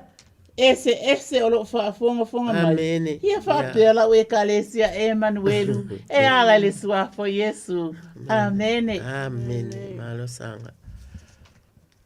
Praise God. O le amaua mai tatou tusi faitau I le salama o tawita fitu fai upu mamua se I whangata mai le sifun mai tolu. Amen. Na o alanga atu I le atua I lo leo. Na o alanga atu I le atua. O na whaafonga mai leo o ia ia tiau. O le aso na poponga tia iau. Na o sa ili ai I le ali. Na o whaaloa lo lima I le po. E le inga se lava. Na le mawhai e lo loto o na wha mawhana whanaina. Na o mana tua le ali. O te atu vale ai, a o ma fau, o te loto vai ai. O loo e ta ofi o mata ina ia le fia moe.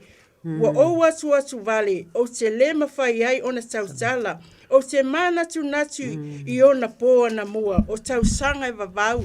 Aleluia. O te mana tua lau pese I le po.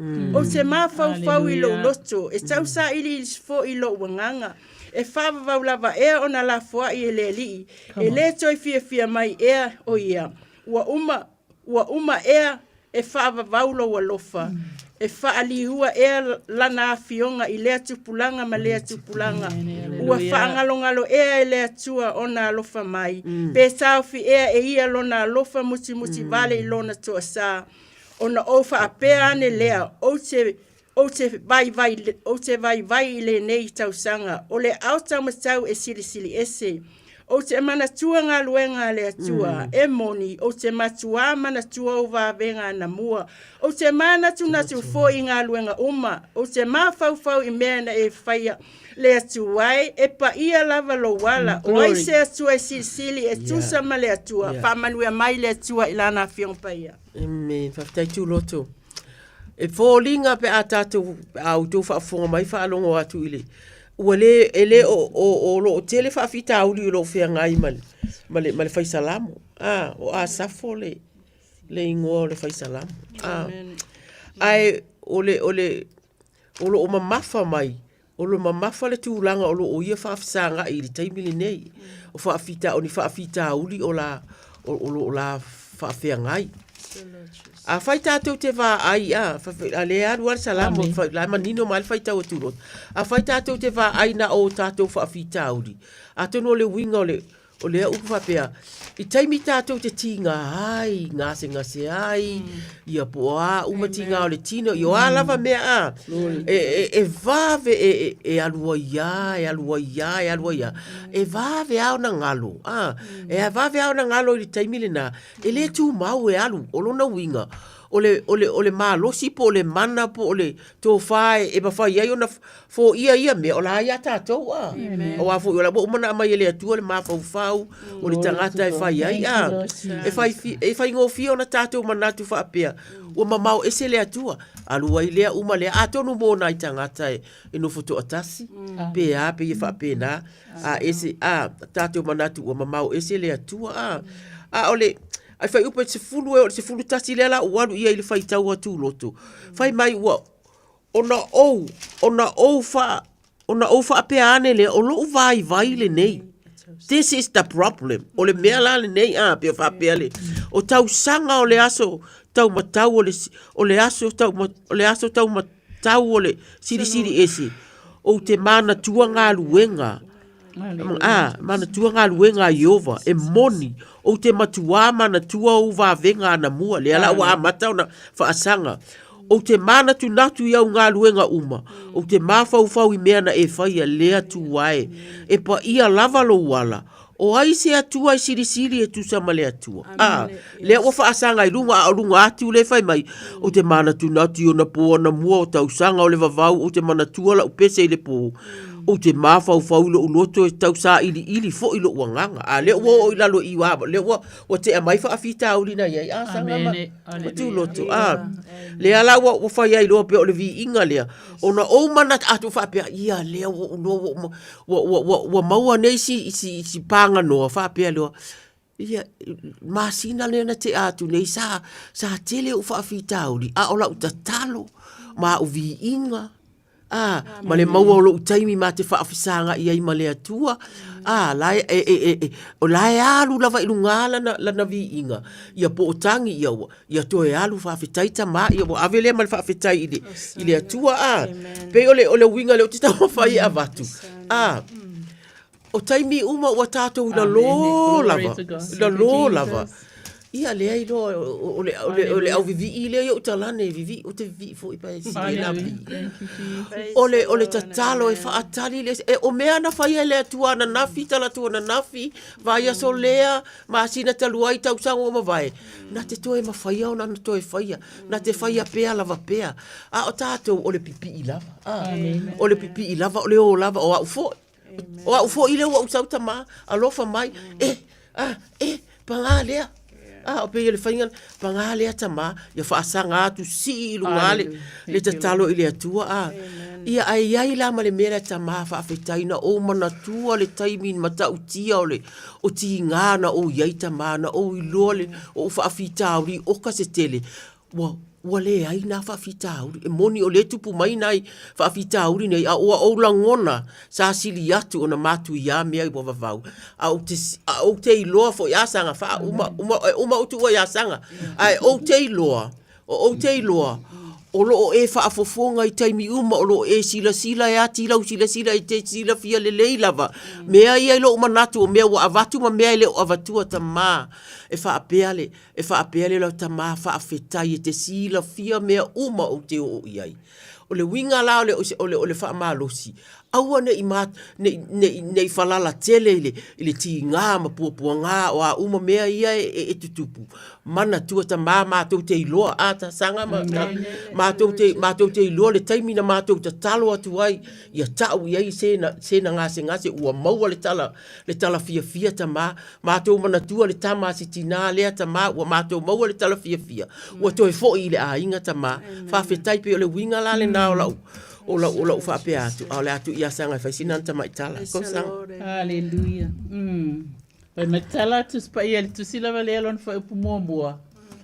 pa mai na o alanga atu amen haleluya pa mai na o alanga atu ile atua i lo uleo ina ua o alanga atu ile atua ona fa fofonga mai ai le o ia ia te lo e na ia te o ele leo. Amen. Le te fai mai ele atua le leo ilo soi fua fo i malumatou fo i ola. Ioi. E tātou te whaai loa atu ai mea tātou te mana o ai. E mawai o tātou fiso ta inga ma le tasi. Hallelujah. Fai mai. Ua owalanga atu i le atua i lo u leo. Fai mai. ua ou alanga atu i le atua ona whaafofonga mai ai leo ia i a tau. Whai mai o le aso na puapua ngā tia ai au. Wow. Hallelujah. Hallelujah. Tasila lea o ngā le leo. Tasi lea o ngā lo alanga. Whai mai na o alanga atu. I le aso na puapua ngā tia ai au. E o ono ina o matua ti ngā ina lava le langona o le tangata i le soifua malolo ina. Alleluia. E le ngata le na. Ai ei fo i mea whainga tai tutupu mai tutono a inga. E langona ai le mawhatia. Pa mai ona alanga atu ai le. E mana ole atu tātou te alalanga atu i a te ia. E awani ia tātou alalanga solo. Pe tātou te whioa i solo, maoi solo, e mana o le atua, o atu. O atu, sa o lava i a te ia, whai mai. Ua ou, na ou, sa ili atu, i le alii. Ua ou wha aloa lo ulima i le po, e le ingase. Yeah, that's good. Waila i le lei o le atua. Whai mai, o wha aloa le lima i le po, e le ingase. Jesus, you will. Ele ingase. Amen. Praise God. Amen. Hallelujah. Whai mai i le aso o le puapuanga tia. Wa o sa ili atu ai i le li. Wa o wha aloa lo ulima i le po. Ele ingase lava. Na le mai whaia e lo loto o na wha ma whana ina. Amen. Hallelujah. Pai mai wale ma whaia e longa loko. O ngā wha whana ina o longa winga. O kele mea o le roto. Thank you, Lord. Popole, ma whatia, wha noa. Alleluia. Fia maua se, te soa soani. Amen. Ai ole le leila lea. Ole alanga atu i a Iova. Amen. Praise Thank you, God. Sanga. Amen. Pai mai, o mana tua le atua. O te le atu vale ai, o uma fau, o te loto vai ai, ai o loo, tau fia o umata, ina ia le fia moe, ua o atu vale, o te le mawhai ai, o na tautala, ke ele ame wo o kwa inga mafkia le wo iai, ia, whai mai, o te manatu i ona po ana mua. Manga kunga mai a ngā mua ele ili wale atua. Ia. Io e mai le vavau e o lava i le wha vavau. Amene. E tu mau lava i e opa. Amene. Praise God. Thank you. Whawhitai sanga. Whawhitai. Ai ole a. Ole ele i tau si tātou. Si tātou kola. Ale la whaiti talupu ule a. Ele i e. Pe a whainga tātai mi ma ua mātou whaavai. Ta maa wha mole wha maa whana o mātou a nganga loto. Te soa ni mai ia te i mātou i lili watu ia te oe. Mātou te whiri e tuu. E tuu le vaai. E vaai i o mātou whaafita auri. Ai mana tua au whavenga. O mea na e whaia mua. Mātou te tali tonu. E te toe whaia lava i lea aso ma lea aso. I le suafo ki riso. Amene. Ia nau ta tala atu tātou laina. Wala au mai te o tolu mātou. Mātou sila fia. Mātou te fia tele te talo mo o tau. A le ai fo i se wala au mai a whaina o le au. O na le au whaafafonga le maua le taimili nei. A le wasa tātou wala au. Ia, amen. Ia, tu loto. Whawhailoa i atu leo le laina sano mai. Tā lofa. Ma lole soifua ia so tua. Tā lofa. Tā lofa ulungia. Lome. Ia, tu loto. Tu loto ma. Tā sanga. Ma lulu po. Ia. Tai de ngā lulue. Ia le atua. Wa le tua malon singangalo. A manaonga masangi lava stoina fa mole. O le tino lava. O vai lava maritua mo na mata. Ya, fa pe foi. Amen. Ya fa nau. O male manuia ngā rue ngā ni vai atu. Ya salate muri ngā epi. Ya, o ngā po ya question.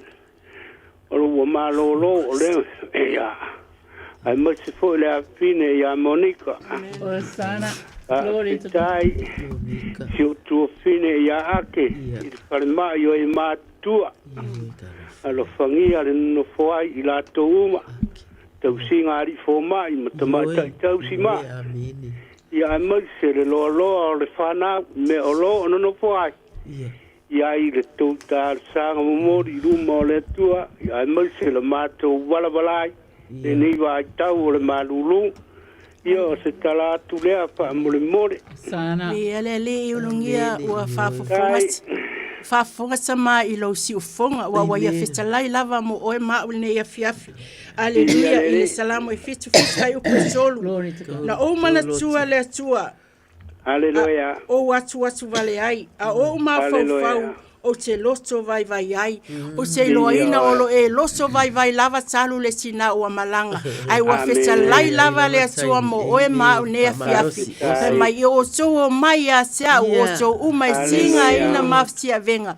O ia malo lo ai fa mai ia o ia na se aveina sa so amo mai le amo Yesu ia sa so vatu tamo ia se wala na amo e mama ia haleluia ia swafa man malo Yesu Kristo Yesu na tuaile tama ia ulungia alfa malo longa ilo na sino atoa o na masa on tau au tama wala ise me lilo ila usila fanga ma to tuna le mana alfa malo longa wa ia fetalai o fa lava Yesu Kristo e malo lo ai ulungia fatu atua matali tonu ile tua wa o ia e ole fa malo longa tu nasi ona tu fa fine ia ake aleluia lo i fale mai sangata matua tu ina tu foi lona tu fine i Samoa ia sala tu ina tu foi lona uso ia matau aleluia le fa malo longa pa ia tu pa iane ia seia le fa nau aleluia ia salama muli anga epi ale ngata leo fa nau ia onga question ma Monica ia famanuia ia onga famanuia le fana umalo ia Australia ma New Zealand famanuia inga luenga famanuia ia onga ia tu maulo famalo longa ia ulungia mona tu fafine e ia SM fainga taila wa fio ile suwafa Yesu Kristo amen amen ulungia haleluia wa famalo faptai tai mi foi ora atu ua malefua tariu i whanua alufangia ele tua whalao ala whiroa i mainga manai whanau vi ia le tua i sosa mea tō wha soifua soifua ulungia manuia tele soifua ia whatara whatu tatu bla wenunga le laina sao no mai Atalo atu fa malo Yesu Kristo oi fo auto yonga talo fa Paulo ando mema sanga fa pere ya loto ya talo fa malo so fu malo ko ile la mama auto yonga ya o mana onga masani lava maleava malfano alo amore mole tuna lava ya o masio ko e masio chama fanau ya mana anawa mafanau na tu chama tu kalesia ai na taitasi ya misfoi yo to fine ya lindo ile foi mai foi ya ema ya sunga nenga maro manmano e faso to ya oni misfoi ya na valo matu ainga fa fonga fa no mai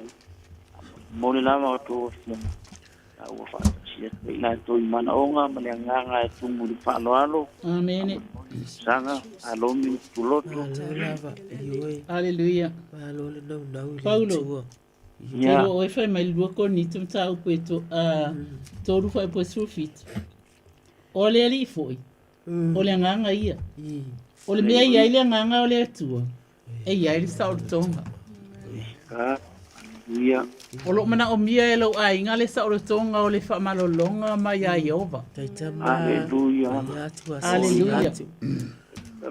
E langona lava le fia ona e langona ina. O eo se tamai ana i le atua. Aleluia. Praise God. Fai mai le tala tuspa ia. Awa, e polo i atu o ia i ana a ngelu. Aleluia. E tausi i atu o i ovo la uma. Ue va aila ele mele polo ia ile tu e tau si atu oi. Praise God. Aleluia. Wa bala watu. o ia na angelu e tausi ia te oi i o wala uma. La tau te ave ia te oi i o la tau lima nei tu ia lo vai se maa. Oka se matau tia o le alofa o le atua. Amene, o salamona iwa tasi. Aleluia. Ai whamari Isaia e lima whawha i bua surufitu. O au benga uma e whaia e tauma oe e le manuia ia. O laulau whaiva uma fo i e whi nauma oe e whaa masino i le whaa masinonga e whaa salaina ia. O le tofi le na o au na iova. O ala tau fo i ami o tonu e mai i le atua ia. Ua feta lai mai ai iova. Wa e whaafonga meo feta lai ai le atua ia te oe le afiafil ne.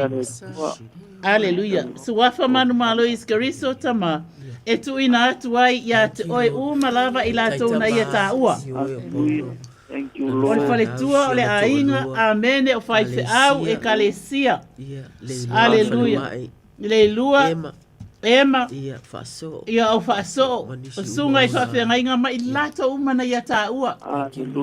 Ele o lilo le whaafonga anga le tua lo umana onga ma lau tala atu. Iona luma, ele suafa manu malo iskeriso te tatalo ina i foi.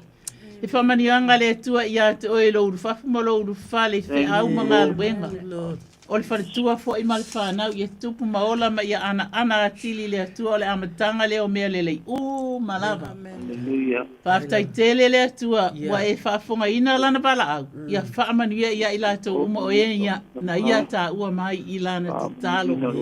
Bi ia o e tamale alo male anganga pa ia. Ona o lo usuafa Yesu. Amen. Amene, amene Paulo. Le avatele ma le whaanoalo. Le nganga whaafeitele ma te loto. Whaafeitele lava ia o tō fionga.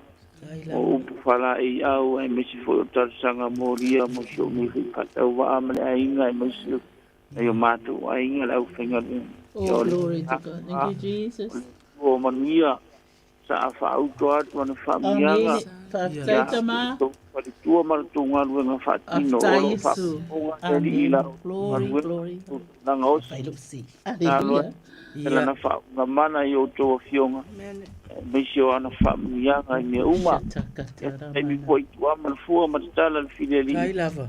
Leile tua ia wala le atu e tariwa tu mota malawa. Au tapu ai lava panau e whamanuia tele tua le nei po alo whatukoi mwere ao ia sau whawhitai Paulo whape lava ia soifua ia manuia le weekend ia whapena foi whasoifua whaatalo wha atu i le wele laina sau no mai whakalo whaku ma le whaaloalo whaatalo wha atu whamalo Malo so fu ala le mare. Ya ke o ko le malu ru nge fiafi. Aleluia. Ya. O ka lo nge ko ma ko inga. Alo pangie le ko e fa ma fanga o ko ka ko por kala. Aleluia. Pa ka ko ke le rongo inga se malu ru nga ale lo fa ma fanga ma le ri. Amen. Amen. Ya wala wa ko nge ko inga. Wala umasangi lava. Kuinga kwa isyo wakaripe on kuinga ku ako polkala me on ku ako.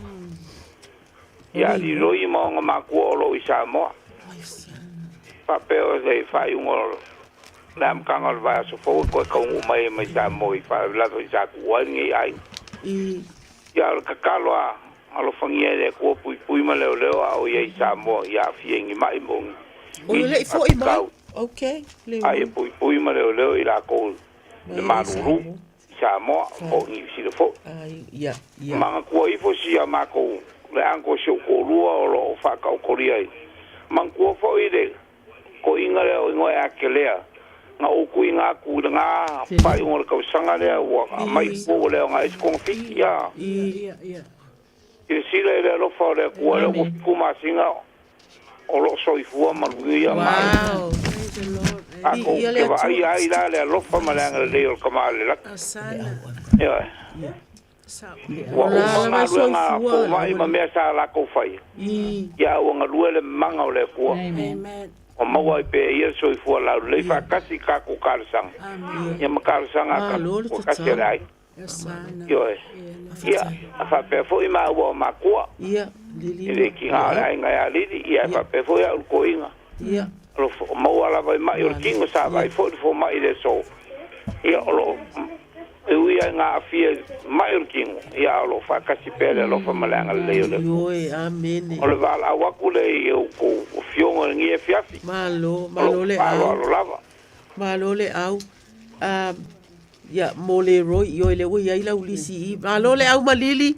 Ia fai mai le fionga le atua.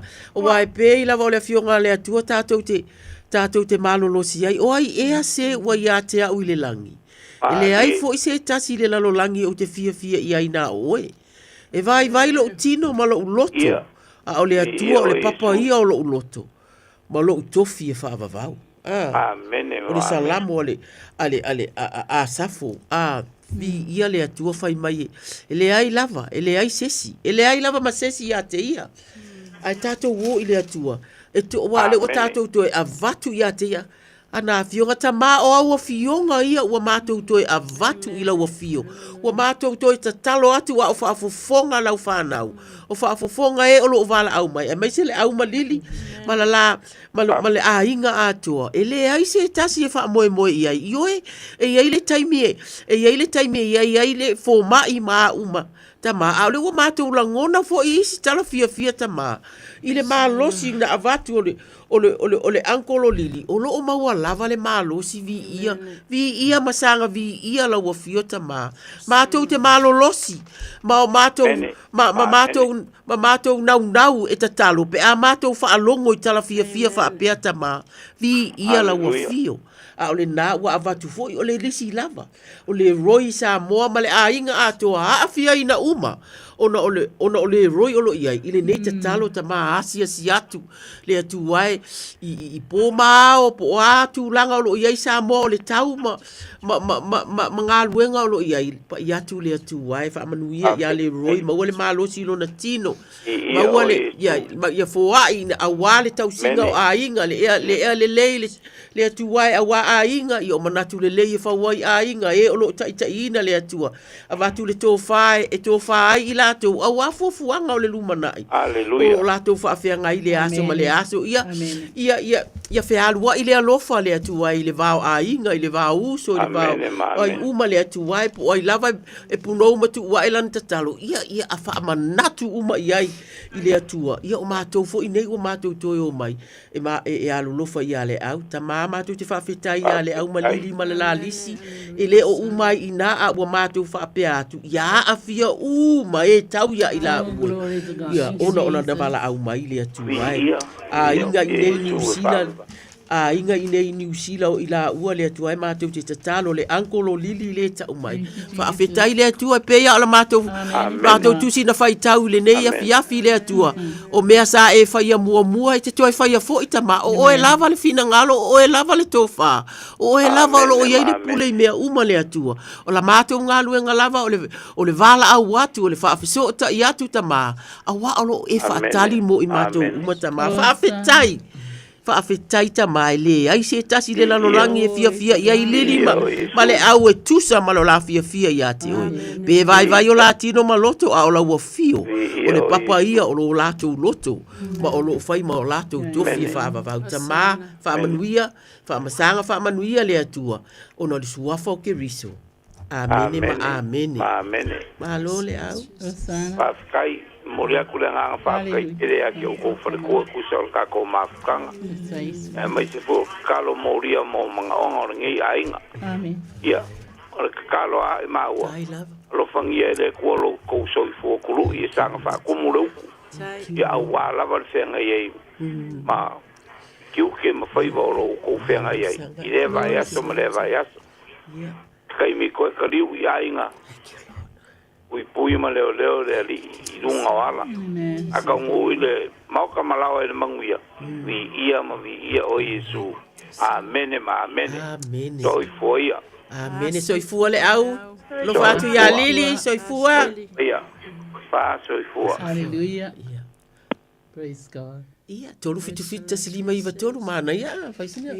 Te yo tātou laina le nei afi ko puru lava lo i mafana vala au mai, a ia leo saule si tātou vala au tu loto. Oh, is it sa? Ia, whaatara whaatu, sano mai. Se isi tolu. Talo wha. Se isi tolu. Talo wha. Ia, adisa. Kaila no io o ikele no te foni fa moli. Se isa uno fa leo lango na tu lo se fonga. O ikele no te foni fa moli. Aiken. Malo Aiken. Yes, I can spell Aiken. Yeah, malo. Yeah, tai am leva no na vidas foi nei to sanga foi mo. Se fa na fa moli. Fa maka foi na fetale yo no malu ro tauma. Fica lei. Taua se va fia foi fana. Se fana to famol o la finga tuma. Ma to sanga fa moli. So ile man to foi ia. So ya sami. Ma to ma futa na so ile ia. Tinai Samoa Josefina. So se maina so sa ia tumo mo Paulo. So tinai sa o ile Marasco. O usom to fa fine ia na so ile ia. Tal foi sa news foi da sa por fora dele e fa man. Amen. Ona nga lei fa ta va ale o me fa mo nga ngole tu so sa so ilo. So vi faina. Praise God. Tal mo. Ia. Inana, lewa ya sanga Aiken. Biele tu ilo bala mai. Amen. Te lo oi fai mai tama lo Yeremia. E fulu iwa, alfa upo instrumentas. Wa o lo manatu, wa o manatu wa ya te oi. Wa ye te bala mai. Wa tila fia ele tu manatu, na manatu wa ya te oi. Fai mai, o manatu ile manuia. Aile ole malaya. Hallelujah. O lo feta lai mai ai Jehova. Fai mai e fua ina atu ia te o tou le faa moe moe. O au faa moe moe ngana ai ai. O ia le tali. Fai mai, ona o tou vala awa i lea ia te au. Fai mai, ki koe vala awa atu pe tato, toi vala awa atua i lea atua. E o fua i o tou, ma te talo ia te au. Ala leo tato te talo. Lewa e sau. Wa, tato te talo fatasi atu i lea atua. O te whaalongo fo i ate o tou. E sa ili mai o tou. Tou te maua fo i. Pe a o tou sa ili mai i atau. Ma o tou loto atoa. E tato numa. O lo wha pēnā na tu umai lo loto tatou te o whaatasi langa le whai mai tala tu spa ia. Pe a whai tatou te sa ili atu i ate ia. Ma le loto atoa. Aleluia. Whai mai. Ua whai mai ai e ova. E leo se upulastas. Ale upo i ova le o whetalaia i ate oi. Wa langona ina le atua le wala au alo atali ona o siana whanau. Ioi. Ma le tina le a inga. Ona o lo maua le fulu. Suafa manu malo Yesu Keriso mana wate ele mana waola. O laua fio ina ia kilia ese ina ai. Ma ave ese ina ia whaamai ese so se tuainga whaamai. Ese me whainga tai lau fio. O le tali ele ai. Ia lave ina whaamalolo ina. Whaafowina le malosi ia i latou. O malava i le suafa manu malo Yesu Keriso. Ia ele ngatu fo i lea. O lo ta ua mai le to te leonisi. Ia olona. Olona ainga i lan talo e matutua. Aleluia. E afia uma la matutalo. O to finga ese fo i. O lo whenga iai. O lo mana o mia i alo watali. Se so soani mo i latou. Ia o e lava tali. Wai e mātou te o iai alo o iate o e upo le ola. Mātou te tatalo ina ai le atua le suafa manu maleo o Yesu Keriso. Ia whapena ona e lawe a i fo i pia o iai ni mawhatianga o mawhati ai se tas. I tu tono le nei a inga. E tatalo ina fo ina ia whaawawina le mana o lau whaunga i le atali i le nei. Aleluia. Pe atu lai o ia i so se me valawina ai o ia mo lou lau finangalo. Aiken? Ia e whaalango lango atu i le atua. Wa o ia na te whaailoa i ate oe mea Tonu uma.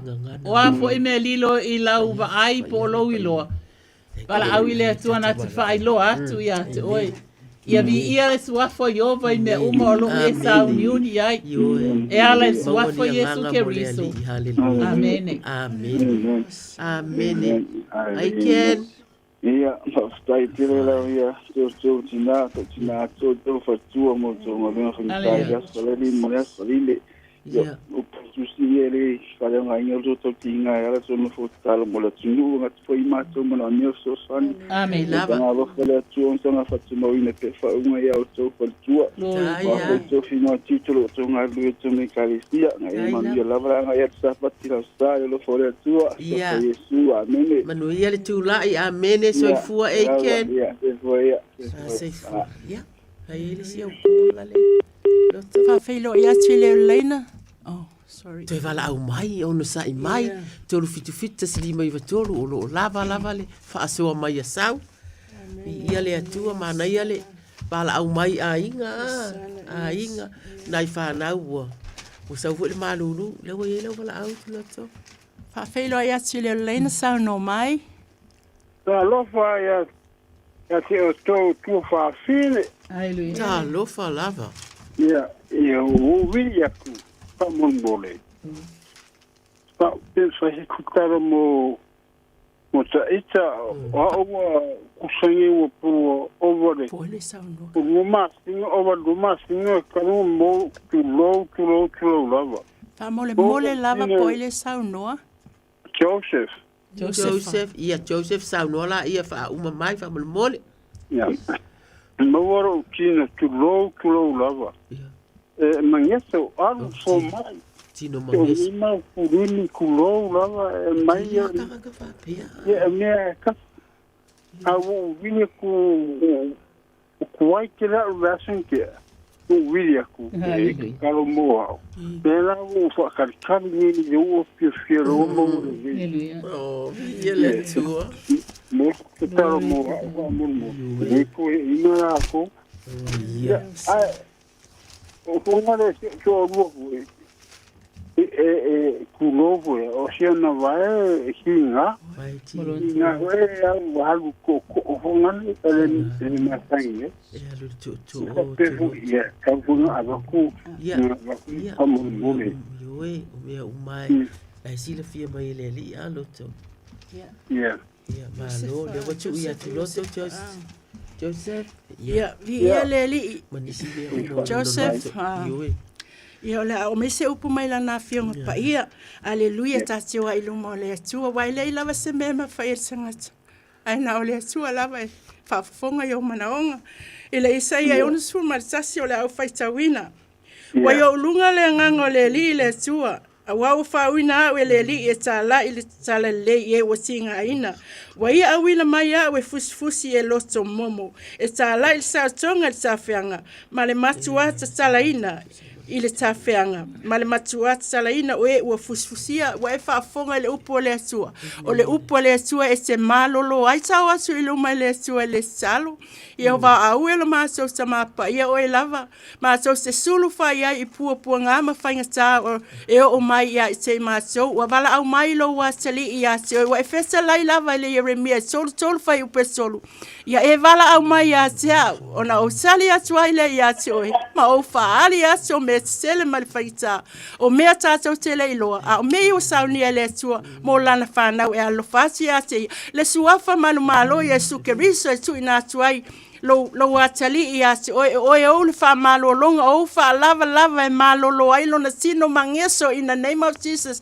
Mato te tu ina atu le suafa manu malo Yesu Keriso o paule le suafa mato te o atu ai lomo le tu wa o ia e o le wha malo longa e o le mana pa i atu fo le wha malo longa i le tina o le ainga tama wa le lava se me lilo i lau silo whanga wa i fesalai e to lua to tolu e tasa no i lau suai whatasi ma lau fio wa mato claimina lau upu ne ia fia ile suafa Yesu Keriso e malo lo ai le mangeso lo watali ua mato sulu fa ia tu ia te o le o le fa malo longa e o le mana fa manuia le tamama le tina ile nei po ia mau ai la ua se malo longa malo lo atu yo au mafan fana tama e ala le suafa Yesu amen amen tai whawhetai ate o tau whawhine. Yo se whatali tonu ma e pipi i atili i rea tua.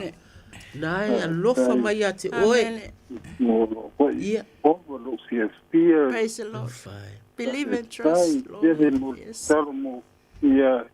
O levana stamu whai e turo fo ia. Aina. Wa tau hare.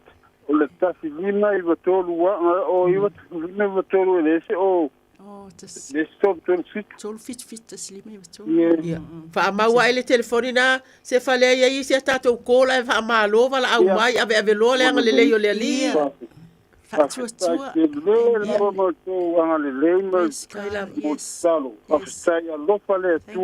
Hallelujah. Yeah. Jesus' name. Soifua ia. Fa soifua. Talofa. Malole ono sai. Talofa. Talofa. Sauno mai.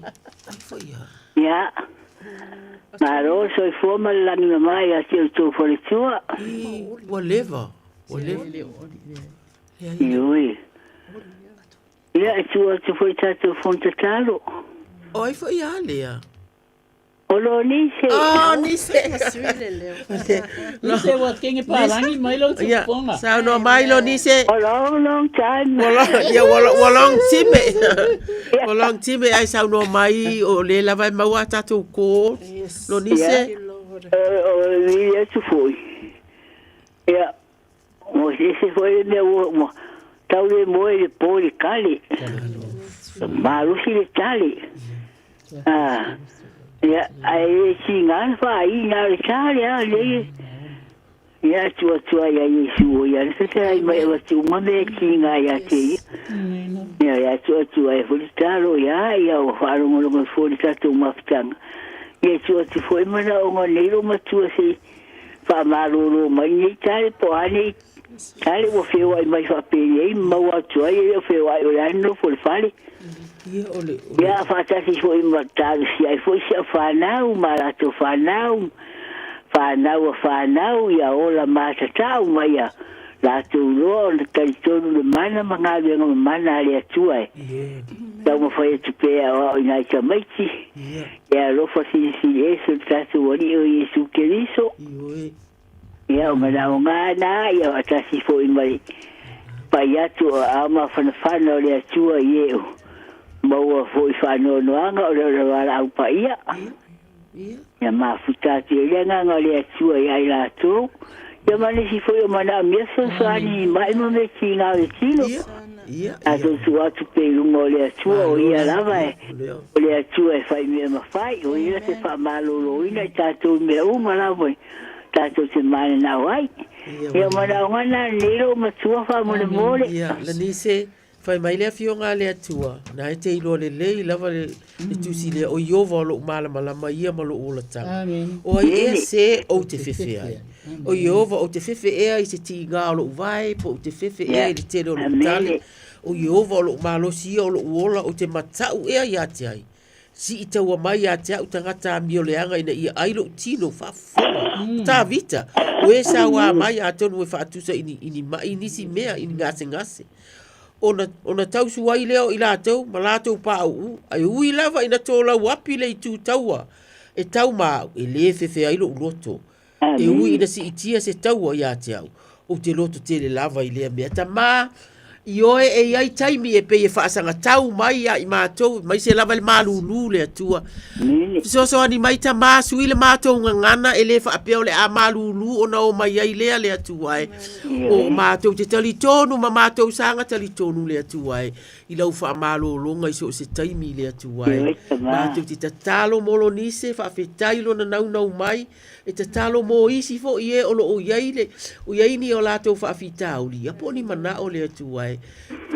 u faatasi uma atu i lau afio pa i atu pa i ane pa i ifo au le atua le malama lea e ta ua e ta vita le atua e matu te tatalo ia malama ai le tangata lona mafaufau le savali ma le iloa o le atua e le o loo ia te au i taimi uma e le ai sa umea e fai e lilo i le atua e paulava o lo usoso atu paulava o lo utau atu e pei o lo faia e lo wafafine o lo nise ta mawhawhetai ta mai le ngata ia nise au la na fo i fai mai i nisi ta ngata o lo fia maua le wha amalo lo ngata ma o awa fionga ia ma tau te tō manga lava iai o a o upu o awa fionga o lo si ufofonga fo i lea le atua e wha le atu i le ea a wase o fia maua la o fio ta ma wha manuia nise wha manuia mo i mitinga o lo na loto a nganga mo a inga whanau ma mea e pele ia te ia pa iatu pa iane pa ifo le atua si o mia ia i lo walofa ma lo wanga lelei anga lelei lo wanga lelei fa atino tama i le suwafa o ke riso amene ma amene amene ia fa fitai dai lawa ia ke o to fale tua manuia tele o elo nise manuia foi o to sisunga ina le pa ia lo fa ia pei vai se uma ia noa dai lava foi a inga ia mana le tua Pui o tō malusia I tau no manuia I tōno a ainga maua mafutanga pia ma ainga ma whanau. Tai lava ia, manuia telele weekend. Ia, whaftai, ia, whaso I fua. Hallelujah. Le isau, tolu fitu. O le ia lau wala au sa. Oh, hallelujah. Le ai. Tolu fitu slima iwa tolu o le mato fia ia tali atu whaita watu o fionga lea. Le atua, le ase e ia sanga po ai o le avala au mai a e mana ia le e pe o mea i o lo uvala au mai ai lava i o tino o tino ngase e tele o whanau o ainga o le vala au na anunia o le vala au a pauro o le vala au a le au malili ia o beta tu tiro le isau o eiken lea le ileva na alatu o Joseph ia malonisi ia ai faise au te talo mo ai fateri tatu va ai tatu laina se te talo mo se tas ia lale vi ele tu ia fatalo fatu le o dunga le laina ia fatai lava malo fua ya se otro na isina ia ileava mal faalualo e o laki aleluia taro pe laki ia Talo fala malo la fatai lelo pole tu lo mo pe otro soy fola le ia ole me la vai tasi le ai na mi ai foiar so soane ma tato felo inga talo mai lai o ma ila va tino nei lava a uma le vaenga io to la fu farma ma to fai le vaenga ia me la vai tasi ma na mi so soane ia le ngata ilea ia o sia o whanau mana e latu whanau pa amone mori lava ma le whaalualo na ia uso mo tuangane fo mana ia latu te o long whanau ia se ia fo se tase o watali o lo eskali o na ia wa e se atu ma le matu ainga lo esi on to luo no ngā wenga lava ia whapia fo i ainga si o to luo uso mo tu whapine mana ia latu whanau ia le ngata ilea na ia kia mafoi ia to filau lulu mau soli mana ia lato ainga ia mare paisi au po isio tuangane ola masiona ainga ia masia e kale si eleva mal faalo tamam tina matutua pasi amon sosuani ia malanga eskalesia ia ile fa amon mole lava eleva mal faalo amon mole partai lava ia le tu e lo vala au mai ia partai lava lava ina maftia lo tino ia tina tau longo oe aleluia poi mai la ia le Ioane olona mata upu e se fulu malfa pa upu e se fulu matasi ia se o atu ile se fulu matonu aleluia mai ia o tou tali tonu mai ia te au o au o te tonu o le tama foi o te tonu ia te aleluia aleluia ia o tou tali tonu mai ia te au ona o ia ngā luenga fai mai la ia e mon o te whai ati ate o tō. O le tali tonu mai i atau, e whai alava ia o ia ngā luenga o te whaia. Praise God. E whai fo ia mea e sili. Ia mea awa o te alu I lo tama. O mea o mafoi o te ole atu ai I lo tama. I lona ingoa. I lo ingoa. Amene. Mai o te whaia lava. Ina iavi iele tama ona ole atali. A whai fo I tau te ole atu I se mea I lo ingoa. O te whaia lava. God. Amen. Mai leo wa. Polo misi mai leo tua ia te oi. O mea umai ana e tala ina mai. O lo tino fo i tu ina atu pia ile atua. Aleluia. O si au whanau. Ia tunu mamau. Mai whanau fo I olo oe mafuta whaatasi masi o ainga. Aleluia. Ale o tala mai ele fiong pa ia le atua. Mai o mea o mafo I tau te ole atu ai I lo ingoa. Mai o te whaia lava. Ina iavi iele tama ona ole atali. Thank you, God. Aleluia. A whai fo I tau te ole atu I se mea I lo ingoa. O te whaia lava. E leo se tangata le tau tala mai ai. O Yesu le tau tala mai ai. Whai mai. A ole atu se mea I lona ingoa. I lona tama. Whai mai na te whaia lava. Iobalo mātou watua. Ola upole ola. E moni fo ima wha maoni.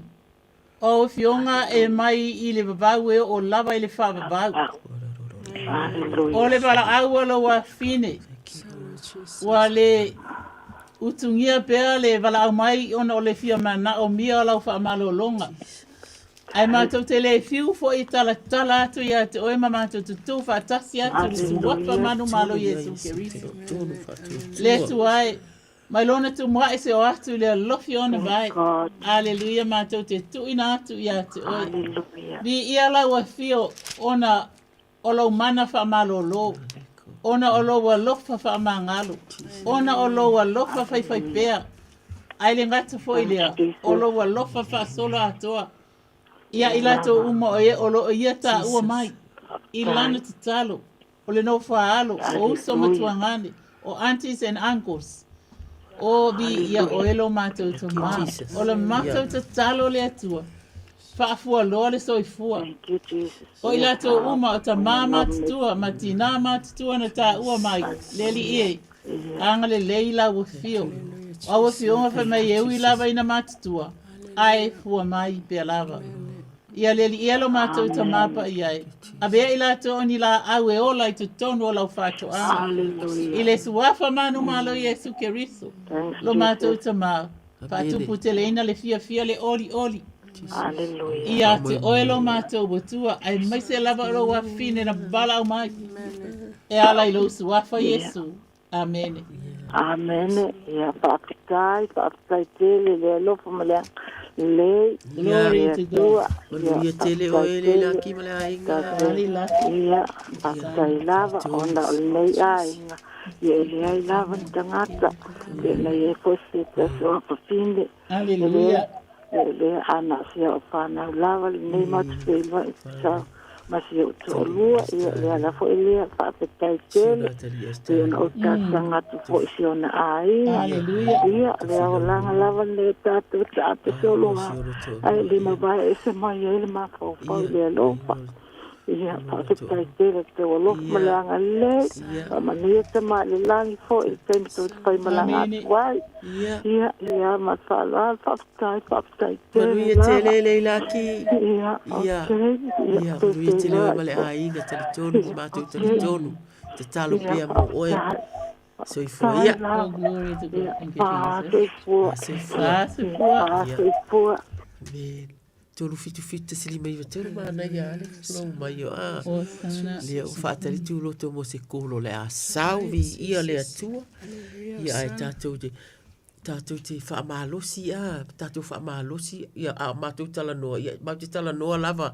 I le whaamalosi a fionga le atua. Ia mātou tali tonu lava le ai se ainga le o malu pui pui fa na uma mea ia o mea ai le ngata lava le na mea ia loto te tele ama fa malu losi se mea o mai po le malu lu po fa nau po ia o le e va ai atu o lai va ai ane va ai fo le ia le ainga vi ia le atua ai o le a faia tuloto faia se tatalo mo sisi vai ngo ia le o le au tatalo mo tanga se fal pui vi le atua aleluia fetala Yesu o te le sau mo ya mi tonu a o yanga sala ia le sua fa manu malo Yesu ke riso e suina sua ila to o tsono fale pui ia nga fa salanga i fuli tua ile leanga e fo i mai fo i asu ile li e pe o le atali ina na alwe fa mau o ano tama ina fo i mai mal salmo li liu mai li wasu ile tua tu ina tuai ia tu ngale mauso tama ila so uma tama ia ile mafana fano le li ia se ila so ia to e faia fo i se si ama sanga fo o ia yo la so fa na ma ainga lo fa muli asu ia e ma so te tu ina tu ile mana o le tua e ma faia me o mai le tua aleluia fai mai Paulo o se le manatu o maua ai o se momo e puna wa ai o se fa ngalo i me o tua nai ai o se momo e puna wa i me o luma nai e mana o le tua ia tato wo i luma tato savai luma tato momo i le luma nai a wa le luma nai o lo ia Yesu Keriso o ia lave ai tato uma o apu nga ma fainga ta o mawai o so ia wana o le tua lave tali o tato mala onga wa ia fetalai bala au mai a tea ona o tali atu lea ma o faali atu me tele male fainga ta fa manuia fo ia li matama ita leo o lo fa pena ona leo ina o so ia maua foi o tose mafstanga va lata mai la so ia le ngasa foi le nisi o lo kukaina me ai tonu fale pui ia faia male fia wa fai mai lava Paulo ia o toli oli leli ele no to fai atu ia o toli oli leli ele no wa lata mai o ia fai mai foi Paulo au to te pole se mesa ia fai lo atu ile atu o to mana onga ile tsalo fa atonga male fa tai fa manuia fo e kalesia lo atu e asi ia ila tonu o fale pui e fa tai fo inga luenga ila fo o lo fesoso ani ai lo ma tua ia faia fo se amatanga fo mai maliliu mai tato wo fa sasi ia Yesu wa wana o ia lava tato se sulu fai ai le suafa Yesu amen malo asanga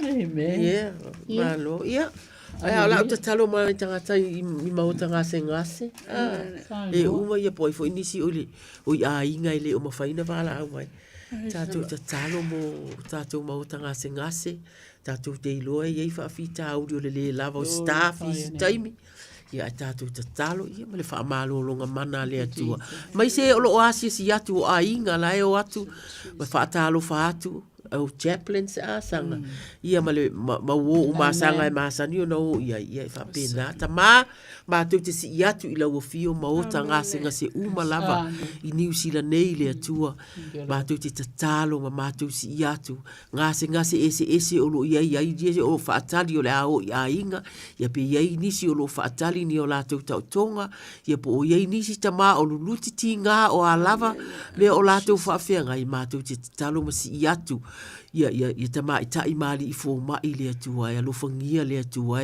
ia le malosi ia fo ile to mai ma le poto le atua ia la to nga luenga ma to te tali tonu lo la to tali tonu e le sili atua la to fitinga ia te o la to te fa lango foi i la wa fio le atua ma mai le poto tama fa manuia io la to au fa manuia i la to sa ili linga awa mea te tau ona vai te tau ona avatu I uma o lo ngase po le alava tamata talo mo a inga au sange o seisi o iai nisi o ngase I a inga I fale I mauta ngase tamama tu ti talo malu pupuia I lātou o whangia ia iai alofa iai le tausa afia le atuai ie o lo pe o le tatalo atu loto le atuai ie o whaafia ngaima I lātou ie o lo o vatua lātou tau mafa mafau ia na yo mātou tangat mātou tamama tina mātou tua le atuai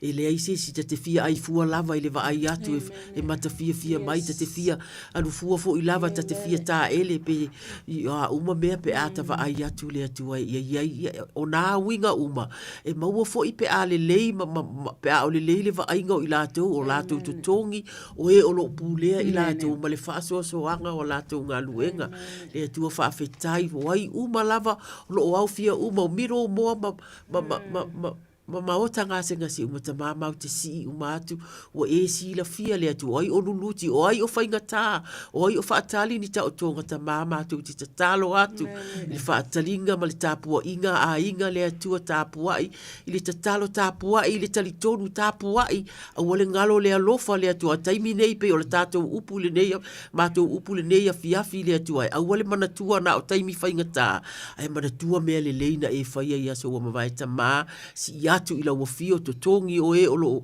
whaonga aina a wale le fisosoani e ngase le atua tu watu uma ila wafio le atua e whaafetai masanga whaafetai ona o kiriso amen ia ngā mōta ngase Aleluia ia le atua o te fia te taloina ia ele te talo foi amen pai mai Ua uma o na whaamamaina o tau I le upu na o tau tala atua I a te o tau.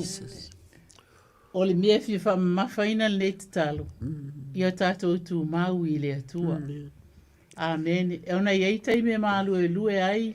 Le soifua ia malo tātou wola ona o whaingata ma pōpuanga e o mai. Aleluia. Ai whai mai. Oa u nei le vine moni. A o lo tama. O le nga lue vine ia.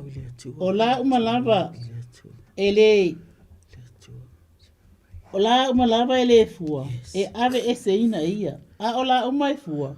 E teu e ia. Ina ia fua mai a tili. Pa mai wa umana wha mama ina o tau I le upu. Wa o tau tala atua ia te o tau. Ina tu mawia. Amen. E mana o miolo tātou tu mau le atua wha mai. I nā tu mau ia o tau ia te au. O au fo ia te o tau. E se le fina ngalo o le atua. E nā te le whaelonga ina si tangata. O lo o wala au iso o se tasi. O le tangata ala e tu mau atu I le atua. E tu mau mai fo ia I le atua. Aleluia. Pai mai I nā tu mau ia o tau ia te au. O au fo ia te o tau. Whaapei o la e le mawhai o na fua pe a le na o ia. Pe a na o ia. Aleluia. O lona winga. O le la e le pipi I le la au. E le fua ia wa fo ia pipi o la walu e se man la au. Whape na fo I tātou. Aleluia. A whai e le mau I le vine e whape a fo I o tau. Pe a whai tau te le tu mau ia tau. O au nei, o le vine. Aleluia. Pai mai le afionga le tua, o ia o le vine, a o la I tātou. A mai la o la e le fua, ia e ave e seina. Pai mai, o la uma, o ia, pai mai, o ia o le vine, o la o tau. O le tu mau ia ta o maa o ia te ia, o ia lava e fua tele mai, awa e le mawhai e o tau. Se mea e tasi, pe a o tau le ia tau a whai. E le tu mau se tasi ia tau. Ona la fua ina le o ia itua, e pei o le la au. Malea, mawha o popo ina. Ona, wha poto ina ailea. E tangata, makaukia. E wha poto ina ai lea e tangata, malafo I le afi. Ele mana o tātou e whai tātou mā lala o le afi. Ai mana o tātou. Ina ia wha sao ina i tātou. Whai tātou ma lama lama o le atua. Whai mai o au nei o le vine moni. O la o tō. Ia whai tātou ma la e fua. E fua mai i le ambi o le lei. E fua mai i le ambi o alofa. E fua mai i le ava i le atua. E fua mai i le whainga o whale leinga o totonu a inga. Aleluia. E fua mai le wha maoni totonu o ngā luenga o lo whainga luenga ai. Aleluia. Bi ia le atua. Ia ngā le lei fo i le atua ia te o tō umo o whainga luenga le nei pō i so se mea o lo o tō whalongo longo mai ai. E tō tele le au ave teksi e whai mai e whalongo longo mai. I pō ia tātou mawhtanga. Ai le mawhai ona telefoni mai. Aleluia. Le la e lilo la tātou va ai. Amen. Ai le lilo le sila whanga le atua i la tau oe o whaalongo longo mai. O le ala tātou ngā luenga o lo whai. O lo tātou tā lai atu. Ai mana o mia fo i le atua. Le sāba vali ai o le au tā lai. Amene. Ona mātou sāba vali ai fo i mātou. Aleluia. Ia vi ia lava le atua. Ta mā le alo ma le anganga pa ia. E ala le suafa Yesu. Amene. Amen. Amen. Tato se tata talo. Tele ale mau vaenga o le tato community. Amen. Is it me? Is it me? It's you. Oh, okay. Yeah. O le a o tatalo. Fale pui pui wa uma tato fale pui pui. Yeah. Ia le a o tatalo mo e kalesia uma. So finga le fala utele. Ale finga la utala. Ta ma tu te si atu i au fio e kalesia uma lava le atu ai le nau ta inga ina ia whaola ina tangata le atu ai ua whainga tā taimi ma te whaalongo pēa o le awhio mai le ali o toi titi sau ta ma tu te tatalo pe o le tatalo a talo sanga le matau i lau fio le atu ai ia fusia umai i mātou te tatalo i le tala le lei na fio mai ke riso i tala i le atu mātou te tatalo mo le whaaso o ina o i mātou uma lava i to tonu e ka lesia i whafo atu foi ngā luenga le atu ai le tūla i mai pule laa ia so sa uma ia mataimi e whai ei tāpua inga le atu ai mātou te tatalo i alu ma le mana aua fionga le atu ai ia mātou pu e ina ia mātou a mai i to tonu i mātou ia iaini fua o nei o fionga o lo fola ina fa malo singa o lo iai le tuai mātou te tatalo iai le malosi le tuai lau fa unga mana tili masanga tili pea lava pea ie uma o lo ita ina mātou e kalesia fa fetai i le tino fa fetai i le finau le tuai ia malosi le alofa le tuai i to tonu e kalesia ia tutusa la mātou vivi ia ima pepese i to tonu ia fa pe na fo i le mātou o mai fa fo ia e se le aso sa ia tutusa la mātou aso sa ia mala mātou aso ngafu ma le aso lua o se upu mo mātou uma lava tamata tatalo le tuai so se fono tatalo uma o lo iai any all prayer meetings e uma e nau le e o lo ana pongi pea lava pea e o lo faatasi tatalo i telefoni tatalo faatasi tatalo i le vala au tatalo i ekalesia tatalo fo i prayer meetings e iai communities ta mama te tatalo le mana o la fio atu te paiane le atua fa ngao yo inga o le mato wa lofa o wifi le lofa e fai le matau i la fio le atua i le lofa mo e le atua o lo iai le pongi sa wa mato te ta ua le pongi sa wa o lo iai le pongi sa i le lalo langi nei le atua mato te tatalo i plati lava le fa mala la maina o le nei pongi sa o au fionga o le tala le lei na fio mai ke riso ta mama te tatalo ai ia talia ngō fie le atua tele le mautapua inga mātou te le tautala ai mātou te tatalo le atua e i lo mātou ali i ma le tala le lei na fio mai le atua e o ana whetalainga i au to wō ma whainu uma ma so o le atua e pāpati se o atu tau atu mea uma le atua e a wā e iai le taimi o te toi fo ima iai ta mātou te tatalo le anga malu fua o le anga pa ia o le alofa o le oli o le file mu toi pisi o le onosai, patience, kindness, goodness, anga le lei, gentleness, o le anga malu, ma le self control le puleo le loto tama yo fuaia na au mai le anganga pa ia o lo i te tonu ia i mātou tama ina ia au mai le atu ai fauai e fauai le atu ai lo ngā luenga e fauai le kalesia mātou te wheanga iai ma le tasi e ilo ai a lofa tama fe so ani mai o mātou umalava sau talasanga lome tu loto le atu ai e tautala ma savali ai le atu ai mātou whaafetai le atu ai i nei avanoa te au mai e whaonga ai i mātou ai mātou te tatalo ma le matau i lau fio tama le atu ai ia whai mātou te whai ma le mātou nau be ona whai mai le mātou ali i auto wō le atu ai ia maua ni soo ia malo loni nisi le atu ai ia wha mawhana ina se tasi ia wha tula ina se tasi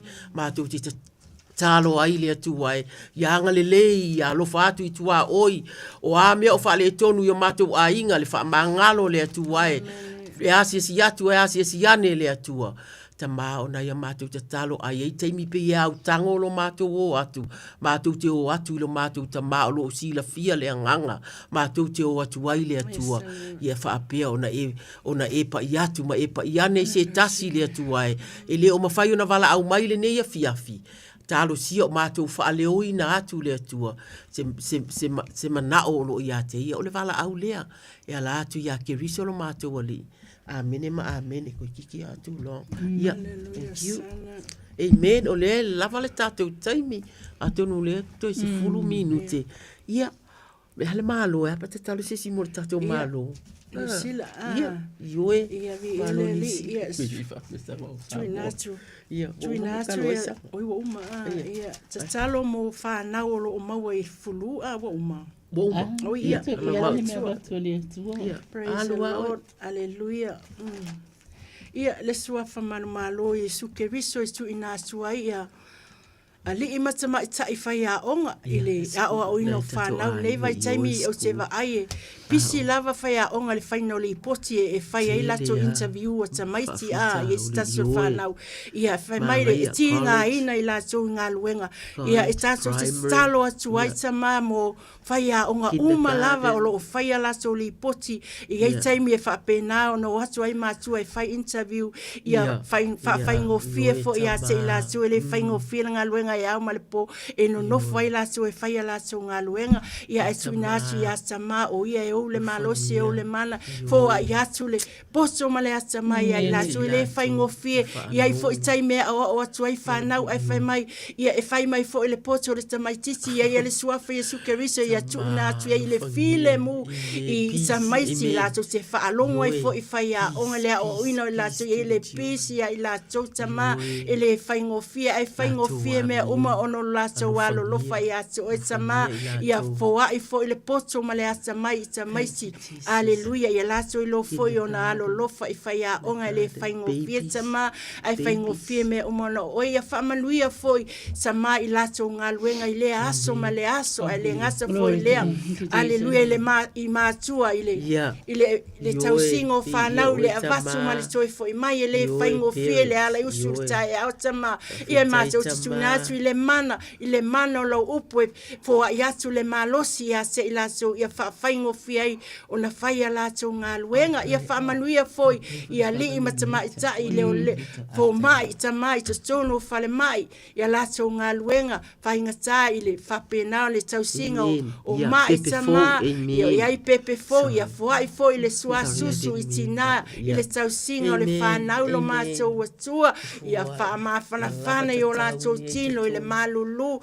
aleluia fa ma fana o la so lava aleluia ia for ainga le lava fa so tama ia inisi la so se for yasu ila inai ainga ia lo fangia ia ile lo fa tama wa fesa lai lava o se le lo fa le lo ia le tu wa o le tu le lo fa lava ia ai wa le ala nga fa mai se lo fa le tu ai se le me se le lo fa lo so tangata ile suafa Yesu Keriso tu ina tu ai o le upo le tu wa i fisa lai e tupu le fatua tua i le taulongolongo haleluia Haleluia o san. O le nei e tupu le fatu atua le tau longolongo atu. O le tau longolongo atu foi. O le afionga lea Yesu Keriso lo mātou ali. Malo mātou whaola. Amene ma amene. Amene. Haleluia e ia whaia se te talo e toi folo atu I le upule ata o le alofa. Amen. Haleluia. Ua mai ua sili le lei o le alofa. Amen. Na ilo mea uma. Whai mai. A whai o te tautala inga ngana tangata atua maangelu a le ai so walofa. Ua avea au masu me palo tangtang. Mama ata alili a. Pe o te whamai a whai foi. A whai foi o te avatu. O te perfetani. Mai loa me lilo uma. Ma le poto uma lava. A whai foi o ia te au le wha atua tua. Uma. E a vea ai au. E a vea ai maunga. E le ai la, ai le aiso walofa. Ia e le aunga. Pa mai a whai foi. O te tuwhaina atu au mea uma. E whangaina ai e mātitiva. A whai foi o te tuina atu lo tino. Ina ia susunuina. E le ai lava so walofa. E le ai lava sona o ngā ia ta. Ai whai mai la o winga i o le alofa. E ono sa i le alofa. E anga le lei le alofa.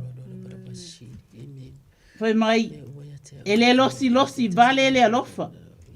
E le mita vale le alofa. E le whawheteina. E le amiu matanga. E le sa ilia e ia na lava mea. E le whaitaita ngō fie. E le tuina atu. E ia le leanga inisi o tangata. Whai mai e le fia I le amio leanga. Ai fia I le wha maoni. Whai mai e ufi mea uma. Whai mai e talitonu I mea uma. E wha moe I mea uma. E ono sa I mea uma. Whai mai e le uma le alofa. Ai pei oni perfetanga. Aleluia. E wha leonga aina. E wha leonga aina ia. Peni ngangana. E mawai ia. Po le poto. E wha leonga aina ia. E wha leonga aina lea. Awa ua tātou I loa wha le atoa. Ma tātou perfecta wha le atoa. Ai peitai. Se o mai le atoa toa ona. Wha lea o ngā ai lea o mea wha le atoa. Amen. Amen. Thank you so much. O lea o ngā la lea o lea lofa. A ea. Po lea lava le poto ma le ata mai I whea. Pe mātou te popoto atu fo I mātou te tatalo atu mo o tau ai mātou te lea lolofa. E lea o ngā lava. O le mea lea. E wha maulalo ai fo I o mātou loto I lea tua. Ina ia a bea I mātou ni tangata e alolofa. Alofa atu I lea tua. Alofa atu I lea luete tua oi. E pei o e lava ia te oi. E pei o au lava. Ia te. Aleluia. Bi ia lo tātou butua. Whamanuma whaanene ina le suwafa Yova. E le leile atua. E whaamaoni lava. E o atu lava lo na whaamaoni. I lea tu pulanga. Ma lea tu pulanga. Ona Yesu. Amen. Amen. Thank you. Te talo mo le malo New Zealand. Te talo mo le malo New Zealand. Te le lava vevesi o lo iai malato ta penanga. E le uni vevesi.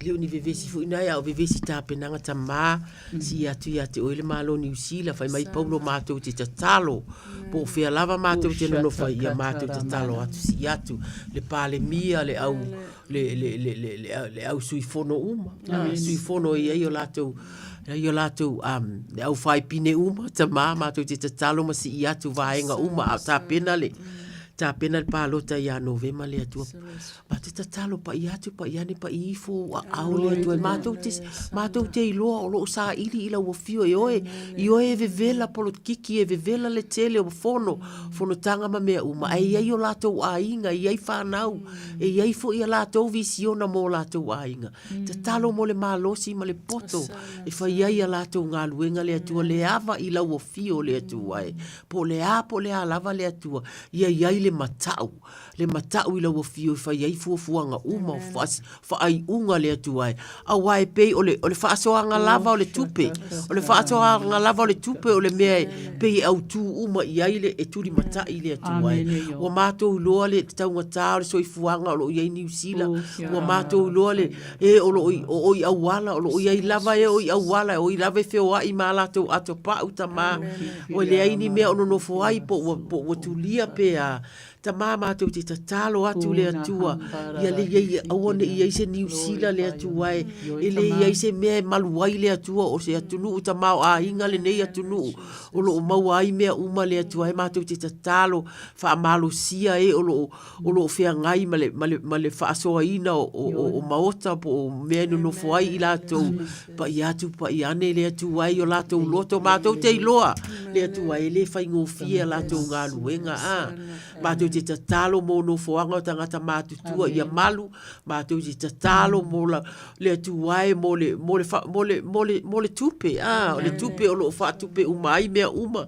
le tuai o taunga tāle so i fuanga, ia maua le tuai, ia manuia mātou whanau. Ia mātou whanau iti mo te tatalo ai tō loto a.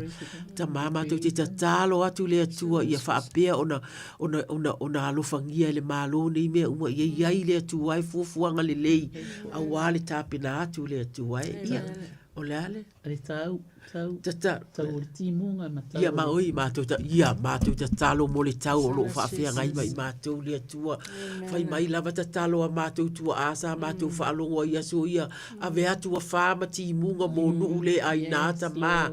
E au mai le malu, ma le manu mo i mātou nei le atua e. O motu uma o New Zealand o sasae o sifo o mātou le atua e mātou te tatalo ia o ia si o mia i lofa le atua e. Ia malutia le atua e o wha o mafui e mamea le atua e o lo mātou whaalongo ai isi atu le atua mātou te tatalo whamanuia. E o lo e whamanuia lava New Zealand le atua e. Pape, ai mātou te tatalo la mo atu nu o lo vevesi mai matele tangata o maua. Māli liu le atua e ia wha ma mafui le atua e. Ia alu fo ia ilo mātou alofa le atua e. Pape, ia whaapea ona e. Alofangia le atua e o le iloa o lo usu e lava. Ia whaamanuia i sara elu le atua e matu langa o lo o iai. Le whiri o lo o tau mawhai lava e whaato i lalo a lea mātou te mauti noa. Ma mātou tali tonu le atua e i oe. I atua e le atua e o tangata. Ma ia mātou talo i atua e foi. O i sara elu o le iloa. Toi foi ia te oe. Toi foi i la wafio le atua e whai mai o le o ngā tonu lea o lo alofa. O lo ia i la tauta mai ia e iai le atua ia e whaonga ina e o lo tu sai ma le nei vai tau ma mea o lo tutupo mai le poto ina ia whaia le atua e ia whaamanuia i se rā elu ma tangi sanga o lo whai le atua whaasisuru lau malama ia i se rā elu le atua e whaamalama ina le atua e iai le whaamoe ia ola ma le whaamoe ma aua fionga o lo o ia i lato o lato ia o le papa le na e pipi ia i taimi whapena i ia lau a fio o e tama o matu tatalo ia tama tu watu i lau a fio whaafetai masanga whaafetai le atu wai o na o ke riso whaamanuia saumale a inga ioi whaamanuia ia saumale a inga whaamanuia le nei ala leo whaamanuia le nei ala leo le atu wai e uma o lo ngā lulu e ai mai le tumutumu ia lui ma ane se ia o lava i se ititi le le atua faatamao aigaina i le ngata i le ngata i le galue lelei le atua e ia o le galue atu foʻi fafo ma le faalauteleina o la latou galuega tamā faafetai o ai lava se tatalo ona faapea tatau ona matou tataloina tamā na ai te sinafia le atua uu atu le atua ai o uma i le suafa o keriso ua matou o le atua ai amene ma amene faafetai lava sau. Is that it? Oh, yeah. Ia Samoa, ia whawhitai. Tātou o maisi ui o la tātou polokalame. Whamalo, lava ia tu loto ma sanga ma le tatalo. Whamalo, ia te outou, ana lea i outou e leise polokalame. Mātou te tatalo, ia manuia tele. Le alo atu i le vai aso sa o iluma. Ia mana ana fionga, ia malu puipuia outou uma. I tātou uma i lea lofa ma leanga le leo le atua. Ia o sa alo me mito moele nei. Aleluia, ia vi ia mwhane ne ina le suafa iova o tarasanga se iuli puliti watoa. Masa iwa tuloto le au mispati. Soifua ia Samoa. Meuma lo atua. Emua mua be aoe lo fa moe moe uana oe lo matango fie e tau ele amalepo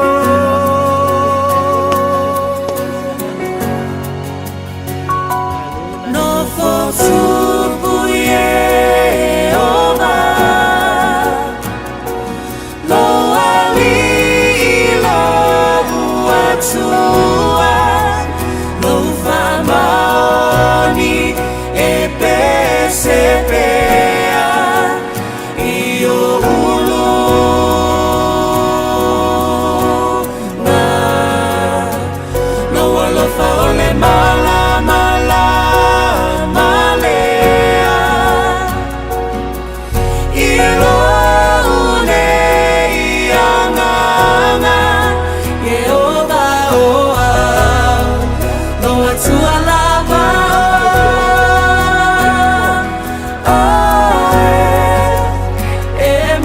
Emanuelu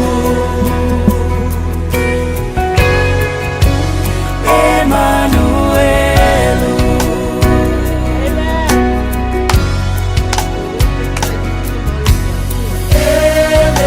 Elelei oe Yehova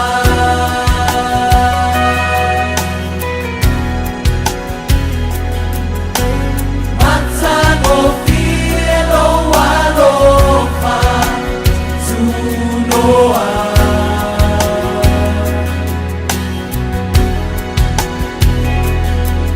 Mamanu oeleo medina Epaia oelea tua malosi Lo wana lelei Lo filemu Epa amava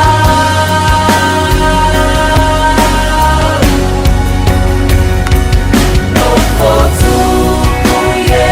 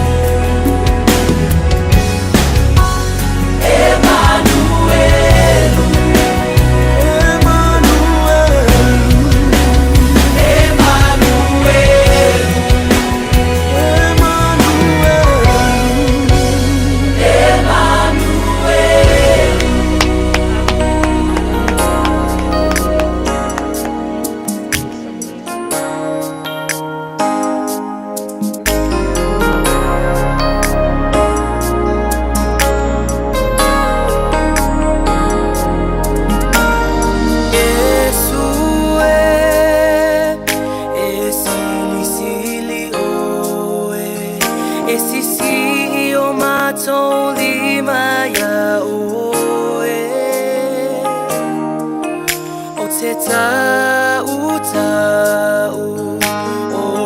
e toa tasi Mātou te ifo atu ai Mātau e paia oe E paia oe Yesu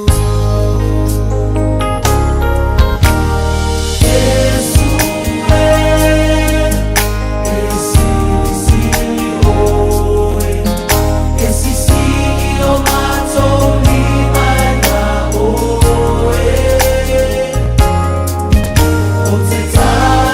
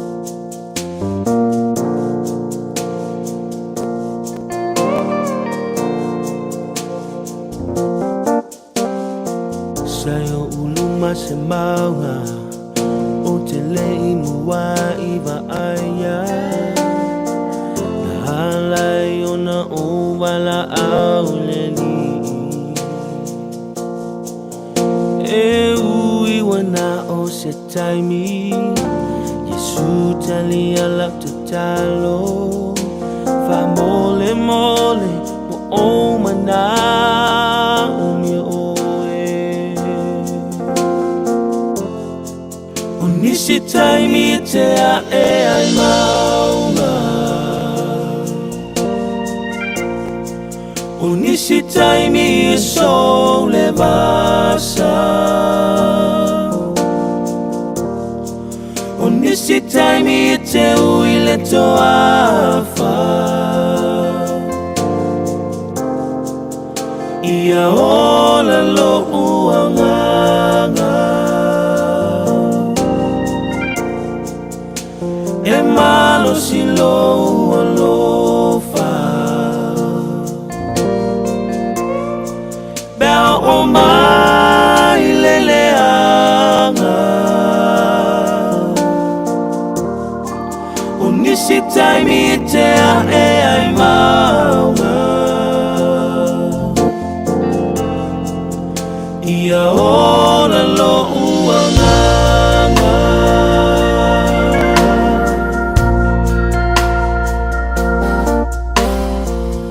Tamo mao ma oe Sa o manatu e whai ngofie Ua o se i o wala A o te tau tino nei A o to atuli O a ule nei Yesu e tali ya mai Onisi taimi e te a e ai maunga Onisi taimi e sole basa Onisi taimi e te uile toafa Ia hola lo uanganga E malo si lo ualofa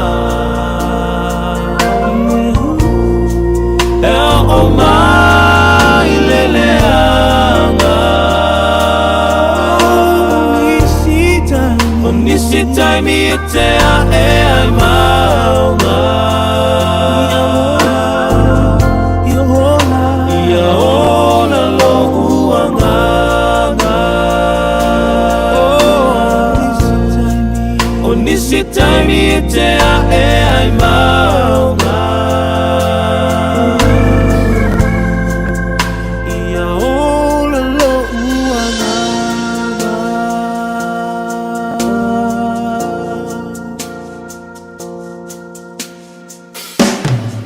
Onisi taimi e te a e ai maunga Onisi taimi e sole basa Onisi taimi e te uile toafa Ia hola lo uangala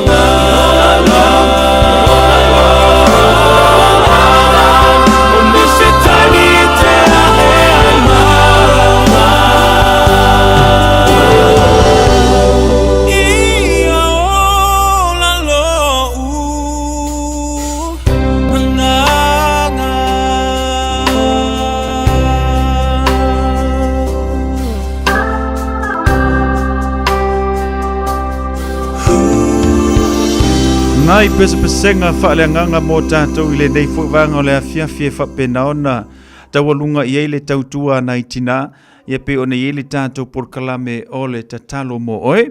Ia, wha moi le lofo le tua o whapenaona, ia se whaasilinga malosi mo oe. Ia la le tātou porkalame tatalo, ia o le nei fwoi vanga o le fiafima le tautua nai tina. O le atu e mo se siono whapoponga o le tātou porkalame le nai le aso wharaile o le vai aso a saupe a tātou o le tuai. I se ola ma se malosi mai le atua. Ia, anga lei foi le atua mo o te uma lava sa mo mai avanua le tātou porkalame. Ia, mai lātou sa whapenao na maua mai li tonu o lau li maota manau lawa. I lau le tio, ia po o lau telefoni, po o lau TV. Anga le leile atua mo o tautu e fo mo le tātou porkalame rena. I le aso wharaile o le vai aso a sau. Sfuru tolo minuto na tāle o le tula sfuru. Oh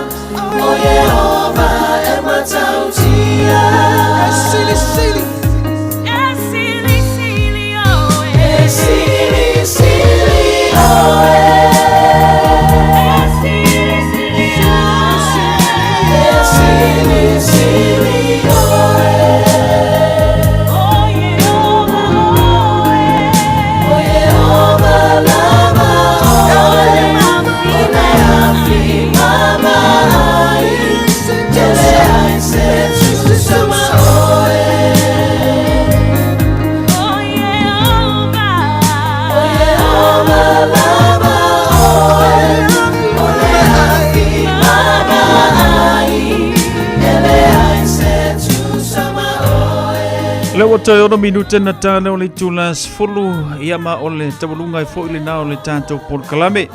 Ile nei a fiafi mo le atu le whapteitele le tanto tenu u le taliaina o le tautua le radio Samoa sfulimi vitolu a moma le tanto por kalame peo na masani ai. Ia ma le tautua alofa tele mo o tau whapteile ta whatasi mai mo le tanto por kalame le nei a fiafi. Manuia tele malolonga, manuia fo i na la whai o le tanto tenu i por kalame whaanga solo. Mai se fe au mga luenga o le aswa tai au, wha mangalo mai fo i se wha matalanga, ia o le tau tamali i lau whina ngalo, wha mangalo mai le tau au auna. Wheloa i tātou i le aso ngafua, i le lofa mananga le lei o le li i au le nei taimi, manuia tele malo longo le nei po samsi whanua, wha soi fo ia.